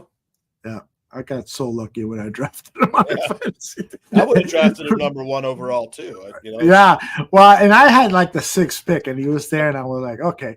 Well, and I know people don't give a shit about fantasy football teams, but Johnny Santucci and I are in a virtual tie for first place in our division. Now I've been in first place the whole year. You have been. All those in first place now. The by like 30 fantasy points. I think that's the first tiebreaker. The tortoise and the hare. The tortoise overtook me. But I got to tell you, Tooch is going to end up winning this. I don't know, man. My team's I've lost 2 in a row or 3 in a row. Yeah, you have, but it's going to come back. The reason you're going to win is because you have depth on your team. I've got, 8 guys that start every week, and if I got to plug in a replacement, I'm fucked. And so, and then I made a fucking terrible trade with Joe Mando from the Barfly Tailgate Show. I traded Tony Radio Son. Your radio son, Tony Pollard of the Dallas Cowboys, and Dotson from the Washington team for Aaron Jones, the running back from the Packers, and Deontay Johnson of the Steelers, who doesn't want to play anymore. What the hell? I know. He's so talented too. That was just like that clip I saw of him like not even playing or trying with what the hell? Get him out of there. So the story is that he felt that on a previous play in the earlier series that he had a touchdown catch, and he was upset with Mike Tomlin for not challenging the call because it robbed him of a touchdown. And so in the next series, he basically started loafing. I mean, it was a running play. He didn't block. And then he tells the media, I don't remember what happened. I don't, I just blocked like I was supposed to. Fucking get me liar. Out of here. Get me out of Pittsburgh. Yeah, exactly. I was talking. I think we were talking about this on Fantasy Football. I was like, he'd look awesome in Kansas City with Patrick Mahomes. Man, I'll tell you that right now. He would. They got nobody. He's got no wide receivers to throw to. It is a really scary situation for Chiefs fans right now because, and you can rely on Kelsey. And this rookie Rice is stepping up a little bit, but they're okay. You can't rely on those rookies in playoff games and big games like that. I don't know if you saw, but Travis Kelce recently said, it's like I might retire after this year. I've had 10 surgeries. I'm in constant pain. That's funny because I did not see that, but I was thinking about his age the other day because he's in his early 30s, 32, 33, something like that. So he's been around a while. Well, imagine if he's done after this year. Patrick Mahomes really got nobody. I was thinking, like a guy like Cole Kmet would look good on the Chiefs. A guy he's out there Cole Kmet isn't the athlete that Travis Kelce is. Kelsey is smooth for a big guy, he moves well. He's got some shifty moves and he's fast. Cole Kmet, I've always said, is a little stiff, but the past few games this season he's had a really good. I don't know. Oh my gosh, it's like his numbers are, but he's had a good season. The last time I saw, which was a week ago, and he probably improved that on Monday night's game. He was the 8th best tight end in the National Football League based on yardage.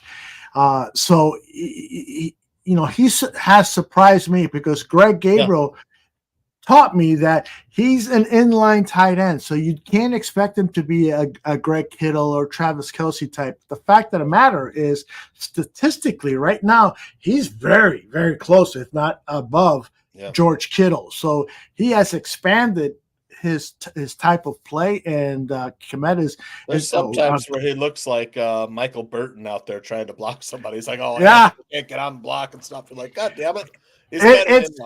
It's funny though that you say that, Tooch, because I was thinking the same thing. He's applauded for his blocking, but from time to time I see some awful efforts. Awful blocking, yeah. But I like the way he's developed. I wouldn't say it was a wasted pick. Not at all. And the contract extension that Poles signed him for is fucking awesome. Yeah. I mean, if he continues to improve, it's a fucking bargain. There's no doubt about it. Recently, I've been especially after last night's game, I've been coming around towards some of the other point of views that, like, Caleb Williams and Drake May, while they're nice players, there's no guarantee that they're better than Justin Fields. We got to draft Caleb Williams. Man, you're going to go through the same. We've had 3 years of crap. We have to. You got to have a little more patience, I think. And I think the key to it is unlocking. Key to unlocking Fields is getting the right coaches in there. I don't think Getsy and Eberflus are the ones to do it. I've said that for quite a long time on the show. But I think if we stand pat with Fields, and you have to get him an X receiver, a big guy like Marvin Harrison would be great, or give me one of the other guys. I don't care. Just give me some. Look at what Miami is doing with Tyreek Hill and Jalen Waddle, and those running backs. Look at what happened when Patrick Mahomes doesn't have those guys. Look at the Eagles. They got Devontae Smith and AJ Brown. The Eagles are probably the best team in the NFL. Yep. Somebody in the chat room. Yep. Somebody in the chat room earlier said, and I apologize, I didn't star it so I can reference it quickly, but that you look at the Cincinnati Bengals, a perfect example. The season before they went to the Super Bowl, everybody knew that their offensive line was atrocious and they had to figure out a way to protect Joe Burrow. So what do they do with I think it was a second or third overall? Exactly. They draft a wide receiver, and what happens? They go to the Super Bowl. They still have a terrible line, but they go to the Super Bowl because of the connection Burrow had with Chase, and of course other factors, a good defense and so forth. But I think that when we are critical of the offensive line, we have to remember that there have been teams in the Super Bowl who had poor offensive lines. And the reason why is because in today's NFL, you can scheme against that defensive pass rush. You can figure out a way to stop them with good coaching. Exactly. It's like, man, Laura's going to bring the blitz. I'm going to burn him with the screen pass. Somebody put something up about Roberto Clemente. What is that, Joe Chris? I went to Roberto Clemente High School. Probably. They're talking about Chicago neighborhoods, Oh, I see. Well, I grew up in that area, so if you've got any questions about what neighborhoods to stay away from, I'm the one to tell you. I got the scars to show it. But man, Humboldt Park had some beautiful mansions, man. My mom and I went on the Cup of Chair, or whatever, the hot mansion tour. You could go on and tour. Those houses are fucking huge and beautiful mansions on the lagoon. It's just they don't build them like that anymore. Back in the day, that was a wealthy area.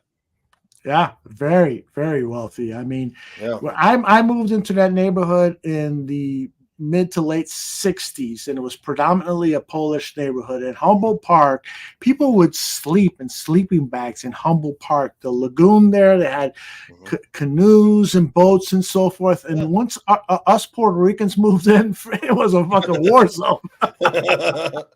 Before that, I think it was Jewish. Before the Polish, it was Jewish. Yes, that's very, very true. So I won't get into the socioeconomic reasons why that was so, but suffice to say that the bottom line is, as Puerto Ricans moved in, Humboldt Park was a war zone. All right, Tuch, in these last 10 minutes, tell me what's going on with John Santucci VIP. Oh man, weekend sports betting tips. We almost went 8-0 our past two shows, but the Raiders didn't cover for our dog of the day. Plus 9.5. They lost by I think they lost by 10 or 13. Yes, but it's close 7-1 the past 2 days. So not bad. The show's turning a profit for free plays. So we'll be at it on Friday, talking college football championship weekend, man. Lots of good games. So tune in. And then, of course, NFL week 13. We'll be talking, giving out some picks, all the football action. And then, we got Barfly Tailgate. I've been popping in. And, but before you continue with that, some of the freebies that you've been giving out, because you do this thing on X, the formerly known as Stream.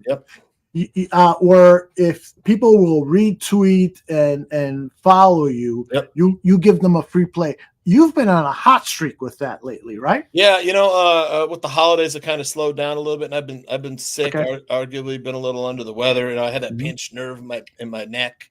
It was causing some pain down here. But they gave me prednisone, man. I'm like, I feel great now, man. It's like all loosened up back there and stuff, And I asked her for, could I have like a handful of tramadol, some painkillers? She gave me 90. I love this girl. I love her. She's my new favorite doctor. 90, man. I'm set for like the rest of my life, man. And then really. She goes, how about some muscle relaxers? I'm like, yeah. Fucking hey, those are great. Benzaprine, I'll help you get to sleep. So I'm able to recover from that. I was getting my neck stretched, trying to, decompress the discs. I've been thinking about doing that. So how was that for you?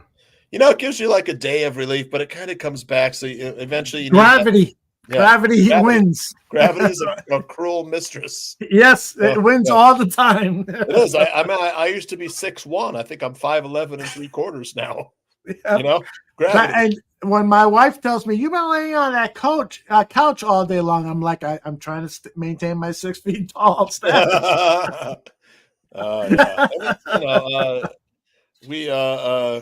I see in there, we want Bajent, like get the he didn't really realize that like Payton and Fields kind of great when you get them rolling out of the pocket, move the pocket around, play action and stuff. We didn't do enough of that against the Vikings, but I mean, you can get with the blitz, you get burned on the play action where you get an instant sack. So he was kind of straight up. We probably could have benefited from some moving pockets though. I totally agree with that. You don't play action against a blitzing team. You don't want your quarterback with his back to these rushes. He's going to turn around and be surprised and get injured. Secondly, the way to combat that is the read RPOs, and I think those were effective at times, but I haven't studied film yet. But the Vikings did figure out enough to get 2 good hits on Justin Fields in the fourth quarter to cause fumbles. Yes, someone put the helmet right on the ball, man. Oh my gosh, I think it was Josh Martellus, who he looks like he's an emerging star. I don't want to say star, but one of those players who's really good, like Mofongo over with the 49ers, a playmaker, a guy that makes plays. With the draft coming up, next April, we have we're arguably, like, I forget who said, I think it was Rich Eisen. They've got like 2 very high draft picks. Right. We could have, if we lost out, we might have 1 and 2, which would be, I don't think anybody's ever had the top 2 draft picks in a single draft. I don't think so either. I think you're right. But if we have to come out of this draft and with a number 1 wide receiver. I think you got to come out. We need to improve the center position. We could get a stud center. And I think you can do that in the 3rd round. Sure. I really do think there's going to be some quality centers. Maybe trade back, get back a 2nd round pick that we lost. Exactly. I might even draft a couple wide receivers. Yeah, this is a deep wide receiver class coming out. So I wouldn't mind a couple in the Tyler Scott. Greg Gabriel tried to talk me out of the whole idea of Marvin Harrison being the top pick. Yeah, and they're, Keon Coleman, Xavier Legette, those guys are all great mid-first round. So I wouldn't, bemoan that if it was right. But hell, the idea of having Marvin Harrison and then Latu, the pass rusher from UCLA, all of a sudden you've improved the injury flag, but yeah, he does. That is true. But and if it's not Latu, then maybe another pass rusher or even an offensive lineman. What I'm trying to say is give Justin Fields another offensive skill weapon and then help the trenches, whether it's offensive line or defensive line. And if you trade down and get a 2nd round pick, which we don't have now, then you can get, maybe a safety to replace Eddie Jackson. Or a cornerback to add depth to the cornerback, or replace Jalen Johnson. So interesting things. I would love to re-sign Jalen Johnson. I know he's a little flaky and stuff. He's kind of like Roquan Light, but he really played a good game last night. Yep, he really fucking did. I totally agree. And I agree with Swifty when he says he disagrees with Greg on Marv is special. I truly believe he is. I was trying to get Greg to admit that he was the best player in the draft today when I had questioned. But I saw that. That was great. I put your question. Well, if it's not Marvin Harrison, who is it? Come on. Exactly. It isn't. I should have pressed him on that. Yeah. And I will in the future. The future. Yeah. I mean, I think we know it's him. Without a doubt, he's special player, man. He really is. He's like the closest thing to a sure blue chip. Yep. In this draft. So I mean, I might take him 1 overall, but I think the strategy would be to trade to number 3 and let 1 and 2 get the quarterbacks. The quarterback needy teams. I don't know if Arizona would take a quarterback. I have no idea. Maybe they take Marvin Harrison. I think Kyler Murray is on that same audition, 5-game, 6-game audition as Justin Fields is. Because they are in for the money. If they get rid of Kyler Murray, they're going to be paying a lot of money. So why not try to keep him and get him some more weapons? They have, besides a top 5 pick and maybe the 1st overall, they have the last time I saw it, they have the 21st pick. And then every time I play a mock draft, I'm trying to trade down to get that number 2 pick and 21. Yeah. All the mock draft generators keep rejecting me, basically saying this. You think we're stupid. Yeah. No, I know. I mean, the Patriots need to do something at the quarterback position. Looks like they're going to reset. But Kyler Murray, man, you just like blow on him and he falls down. Don't have to take much. And he's a thick athlete. He's not like the kid from the Carolina Panthers, who I think he may not survive his rookie season. I think he might be put in traction by the end of the season. But my wife, Kyler, my wife texted me. She's like, "Well, my 7-year-old lost a tooth, Alita. Like, don't forget the tooth fairy gift. Take out the tooth in the bag under the pillow and put the gift under the pillow." I'm like, all right, yeah, I won't forget. Yep. Or you could put an IOU with the tooth fairy signature. Exactly. I think that's funnier. I heartily endorse you to do that. Grizz says that he's got a 7-year-old as well. 5 and 7, my two. That's like our we have the cat, a pet cat who's been having some seizures, just like epileptic, and she's 13 and she's really sweet. The girls love her. I'm trying to look, the cat is getting old. She might not be with us that much. I want you guys to be prepared, in case I have to, take her to the farm, and let her loose at the special farm.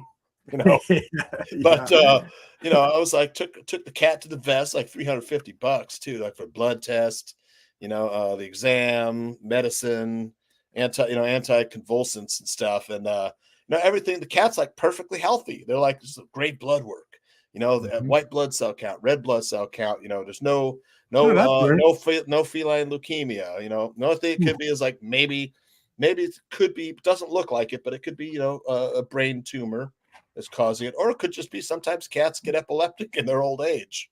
Right. It's happened to my dog. My dog has had it's more common with dogs, but less common with cats. But yeah. But and the weird thing is that we haven't seen the dog have a seizure in 2 or 3 years. Now it is getting old, and he sometimes will stare at a wall, or we'll let him out to the yard and he's just staring at the bushes. I'm like, what the fuck you doing? And his directional hearing is gone. They're probably deaf. Yeah, a little deaf. Yeah, it's sad. The cat's wild. It's when it has a seizure, I say, don't touch him. Because I'm like, I want to pick him up. I'm like, oh my God, what am I, with the cat? But I don't touch him. Then like the cat's like, where the fuck am I? After she comes out of there. I put her on the bed, like they can't really move their bodies because like after you have an epileptic, it's like their muscles it's like running a marathon. Their muscles have been so used, they're like spent. Yeah. So it's like a limp rag, set her down. Like 5 minutes later, she's running around, So, I don't know. Hey, before I let you get out of here, because I know you got to work tomorrow, you usually end the show by talking movies and TVs. Yeah, I'm sorry, you got what? I'm working from home tomorrow, so it's all right. Oh, good. Okay. I can sleep till like 7:45. Look at you. I know that I log in. I'm online at 8. I love it. I did watch one good show. I got to recommend you guys. Okay, do that, and then after that, I want to ask you. I know you follow hockey, casually. Oh, my top pick tonight, man. Well, but I got to ask you about this rumor that's going on with Connor Bedard. Have you heard about the rumor? No, I don't know. I bet on the Blackhawks tonight, though. Okay, well, so here's the rumor, and I probably shouldn't be talking about this, but there's a rumor that Corey Perry, who is a veteran who was signed as a free agent to help Connor Bedard in his rookie season, he is the #1 overall draft pick for the Chicago Blackhawks. He's a sensational guy. He's got a great shot. He's going to be fell in love with Connor Bedard. No, I'm just kidding. Well, he apparently had sex with Connor Bedard's mother and the Chicago. That's the rumor. I don't know if this is true. It's a dirty, senseless rumor. I haven't retweeted it or anything like that. But this is a show.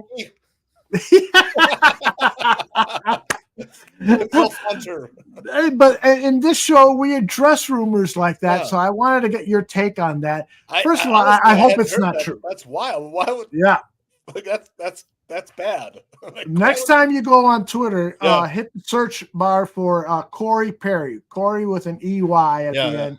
And the Blackhawks released him today, only saying, was he any good?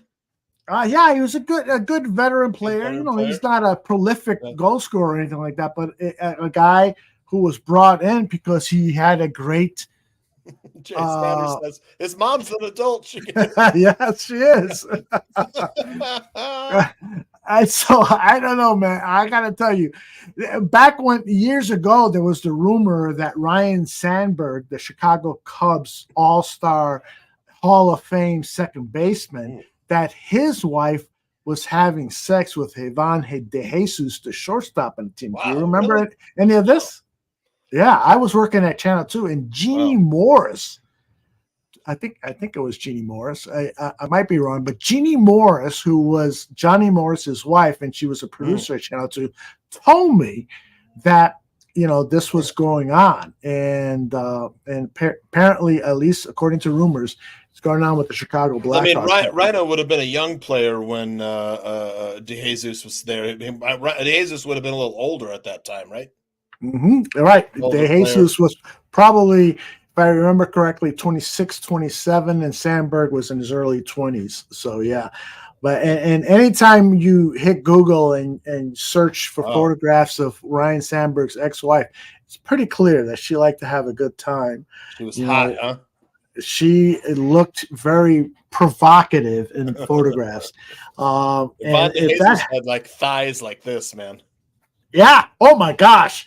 He looked like a boxer. He was so well built. Yeah. Do you have in your code of honor among guys, do you have something in your code that you would never date somebody's ex-wife or ex-girlfriend or something like that? Or are you a horny devil that we've seen in these porn films of yours and could just go for it? Violates the code. Me too. I wouldn't. Violates the code. I wouldn't do that. I don't even remember. Have I ever done that? I don't think I have. Nope. Can't do it. Well, all I want to say is don't trust me around your wife. All right. All right, my friend. Any parting thoughts? You wanted to recommend the show you just saw. Yeah, it's on Apple TV. It just came out, 2023. Okay. It's called Monarch: Legacy of Monsters with Kurt Russell and his son Wyatt Russell. Yeah, it's got John Goodman. It's got in this. It's got a great cast, and it's so well done, man. The effects are awesome. The acting's great. It's like Godzilla and King Kong, so it's like an Aaron Mikulski movie. To be honest, I love it. but besides like Godzilla and King Kong, there's these other monsters that do other things like freeze. Like they shoot out like a freeze breath, like freezes people solid. It's killer. Like there's beetles, giant spiders, a Skull Island. Oh, wow. It's like the whole history of like King Kong and Godzilla. And it's like from the very first time they were discovered, this company Monarch was formed. That's the company. And they kept it secret that these monsters were coming out from the center. It's killer, man. And like Kurt Russell plays either a Marine or Army guy who's assigned to guard this Japanese lady. Actually, Wyatt Russell. He plays his father when he's young. So Wyatt Russell is the Kurt Russell character as a young man. And then Kurt Russell is him as an old man, in the future. Wow. So you get two storylines. You get the past and the history of the characters and the Monarch, and then you get the present where the Monarch people are trying to find these lost files and they're covering up shit, and they've kind of gone from like a good company to an evil company. They've got Kurt Russell imprisoned, and the kids who are solving the mystery, there's like 3 of them. And I don't want to ruin it all, but they like go and they break Kurt Russell out and stuff that he's, they go on an adventure trying to find the source of these monsters and stuff. And, trying to find one scientist who's missing, who's the father of 2 of the kids. Mm-hmm. That's good, man. I got to tell you, Kurt Russell is one of my favorite actors. I mean, and I remember reading an article, this was maybe 15, 20 years ago, which meant that he had been in the movie business 20, 30 years. And he said, I have never been in a movie where the studio lost money. And I got to believe that's still true to this day. True. Yep. I mean, he just makes really smart decisions on which projects he's going to work on, as opposed to some great actors that we know and love. You know, Robert De Niro has chosen to be in some really stupid movies. Yeah. But Kurt Russell, he's a good actor. The roles that he played in the Tarantino movies, he's been in what, 2 Tarantino movies? Yeah. Oh my God, it's so fucking good. That's Hateful Eight was killer. Hateful Eight, yes. Yeah, it's great. And he's been in children's movies. I know in one movie he played like a superhero dad. Didn't he play Santa Claus or Father Time or something like that? Yeah, I think he did. Kurt Russell was. Oh yeah, and Mr. Mayhem's got it right. Big Trouble, man. Big Trouble in Little China. If you have not seen it, you need to see it. The Thing. The Thing is great. Classic. Oh man, Kurt Russell is the man. So based on the fact that he's in that series, I'm definitely going to watch and that. His son Wyatt Russell, who you've probably seen. I don't know what it might have seen that he's in. He's in that movie with God. It's like I've seen a Nazi Wyatt zombie Russell movie. He's in. I forget the name of it. Wyatt. And that one guy for the one guy from Star Wars that was in the new Star Wars movies, Finn. Him and Wyatt Russell are the soldiers in Nazi Germany or France or something. Did you know that Wyatt Russell was a former hockey player? No, I didn't know that. Anyway, 22 Jump Street, Overlord. That's the one. Yep, Overlord. That's the one. Okay. So yeah, I don't think I've seen him in anything, so I'll definitely look for him. Yeah, is it Goldie Hawn, his mom? Like Kurt Russell, yeah, well, that he would have to be, right? They've been together for 40 years or something. Hollywood. Yeah. If you haven't, Kurt Russell is fantastic at Tombstone, which is a classic. There's a movie called Bone Tomahawk. Have you seen it with Kurt Russell? No. You have to see it. Okay. It's by the same guy that did Brawl in Cell Block 99 with Vince Vaughn. Vince Vaughn plays the brawling in the prison and stuff. It's over the top violence and the lines are kind of Tarantino-ish. It's written by the same guy, Bone Tomahawk. So Kurt Russell plays the sheriff or marshal in this small town. Patrick Wilson is a farmer whose wife was kidnapped by troglodytes, which are an ancient race of cavemen, like Indian cavemen. Okay. In the West, and Kurt Russell and Richard. What is this guy's name? He's like an older guy, Richard something. See if I can find it. I can't remember the guy's name. What's the title of the movie again? Bone Tomahawk.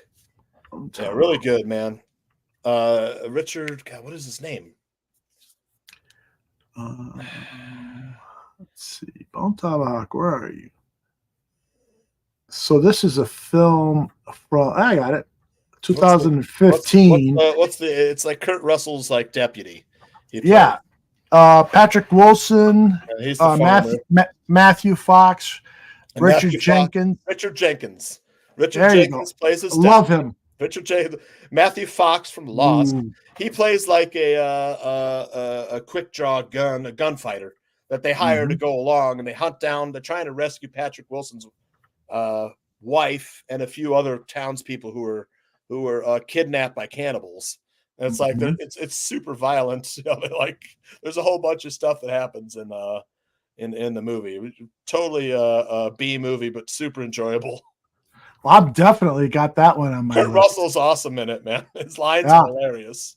I mean, just the cast alone. Sid Haig is in that movie. Do you know who Sid Haig is? Yep, the old B movies from the 60s. Exactly. Yeah. He was in movies with Pam Grier, those blaxploitation movies, or any prison cell movie with women with big tits running around. Russ Meyer, Russ Meyer was the best when I was a kid, man. Oh my God, I gotta watch that. And by the way, Cliff Victoria points out that Overboard movie was great. Kurt and Goldie. It's a very entertaining movie and one you can watch with your family. Wasn't there Goldie Hawn and Chevy Chase movies too, I think?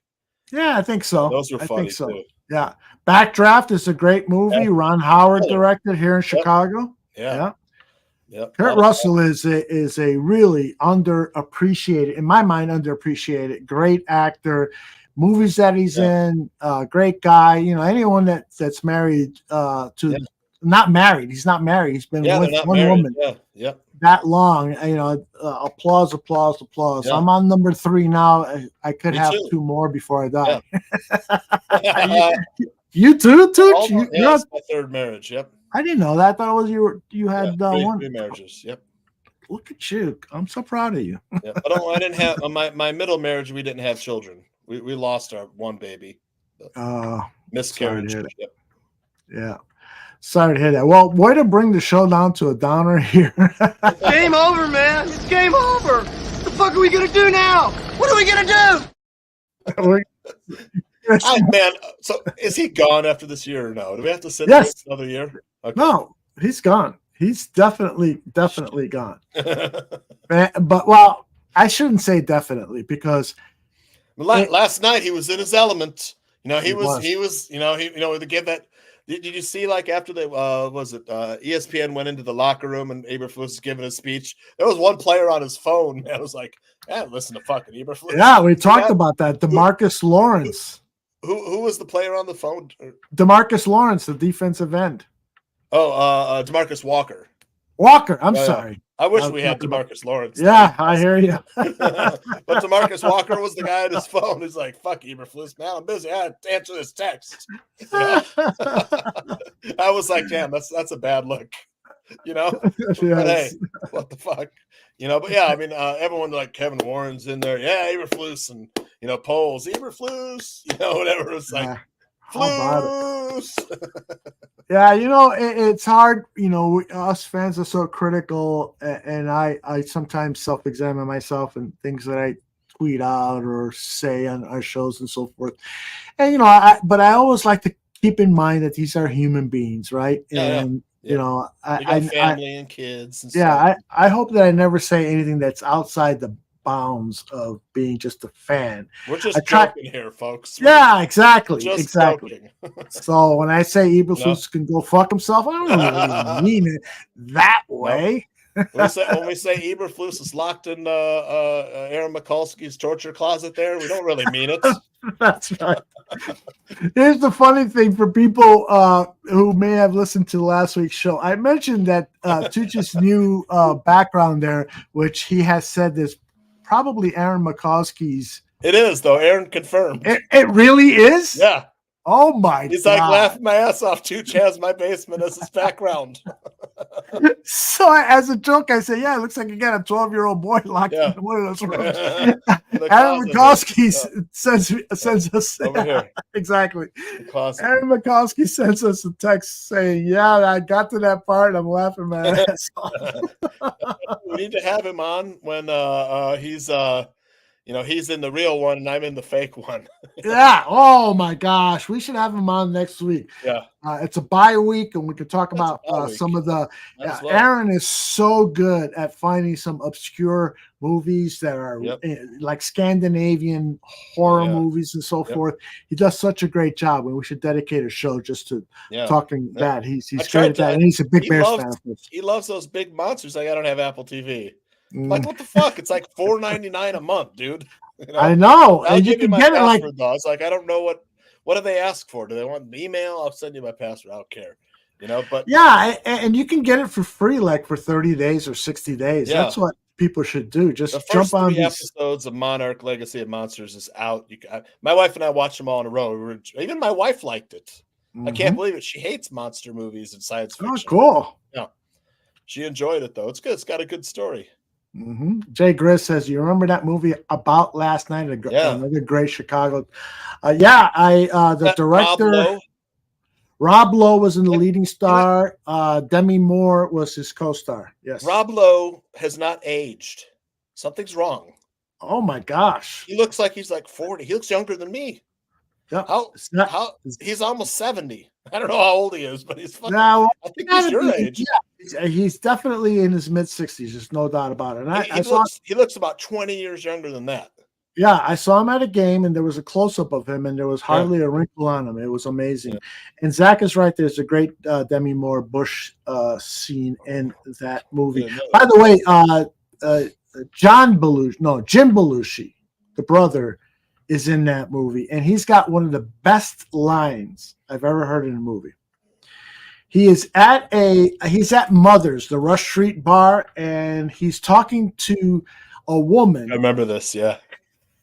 And so he asked her, "What do you do for a living?" And she says, "I'm in marketing, whatever, and so forth." So, what do you do? And he goes, "You know anything about boxing?" And she goes, "No, I'm the heavyweight champion of the world." Yeah. Rob Lowe's 50. He can't be 4 years older than me, can he? No fucking way he's 59. Yeah. Come on, Cliff. Yeah. That's his son. Rob Lowe Jr. I think we know who's locked in the torture closet over here. It's Rob Lowe's plastic surgeon. Using the guy. Rob Lowe's locked in here. You know that Tooch is really 89 years old, right? that thumbs. How do you do that? I don't know. How did that happen? You don't know how it happened? If my thumb went up, I think it made the little thing. I thought you did that. No, that was wild. I don't know how that would happen. Did I press a button? I don't know. Maybe. I don't know. Anyways, I think we're done here. Listen, we've been on the air for 3 hours and 18 minutes. Tucci, you are the absolute I came best. in late, so it was more like 2 hours for me. But for more like 2 hours, but I got to tell you, I love you. This is that was an awesome favorite party. Yes, it's one of my favorite pictures of all time. I know. It shows my love for you and everyone else associated with the bar. It was a great party, man. It was a great party. It was a great party. The company was awesome. And the story, of course, is that our good friend, Mr. Shorty, was caught on our Ring doorbell pissing in the bushes. And he sent me a gift certificate to Gibson Steakhouse. So I'm taking my wife. Of course, I'm taking. I've never. I think this will be my first time. I've always wanted to go, though. Oh, so my hope is that Donna will have such a good time that she will allow me to have the party again next year. To allow Mr. Scrody to come by, maybe too. Maybe. That's right. She might. The other day, if you're listening, she might say, "Yeah, you can have the party. Just make sure he's not Mr. around." Mr. Scrody has to wear a codpiece or a diaper. Exactly. Exactly. All right, Tooch, any final words? Get a last word or two out. Bone Tomahawk, Kurt Russell. Definitely, we'll check those out. And I want to weekend sports betting tips Friday night. Thank you, everyone who joined us live. And besides weekend sports betting tips on Friday, tomorrow on Wednesday, Bart on Hockey Talk, and then the Mac and Reed show. Buffon 55 is off this week. Peace out, everybody. Nice.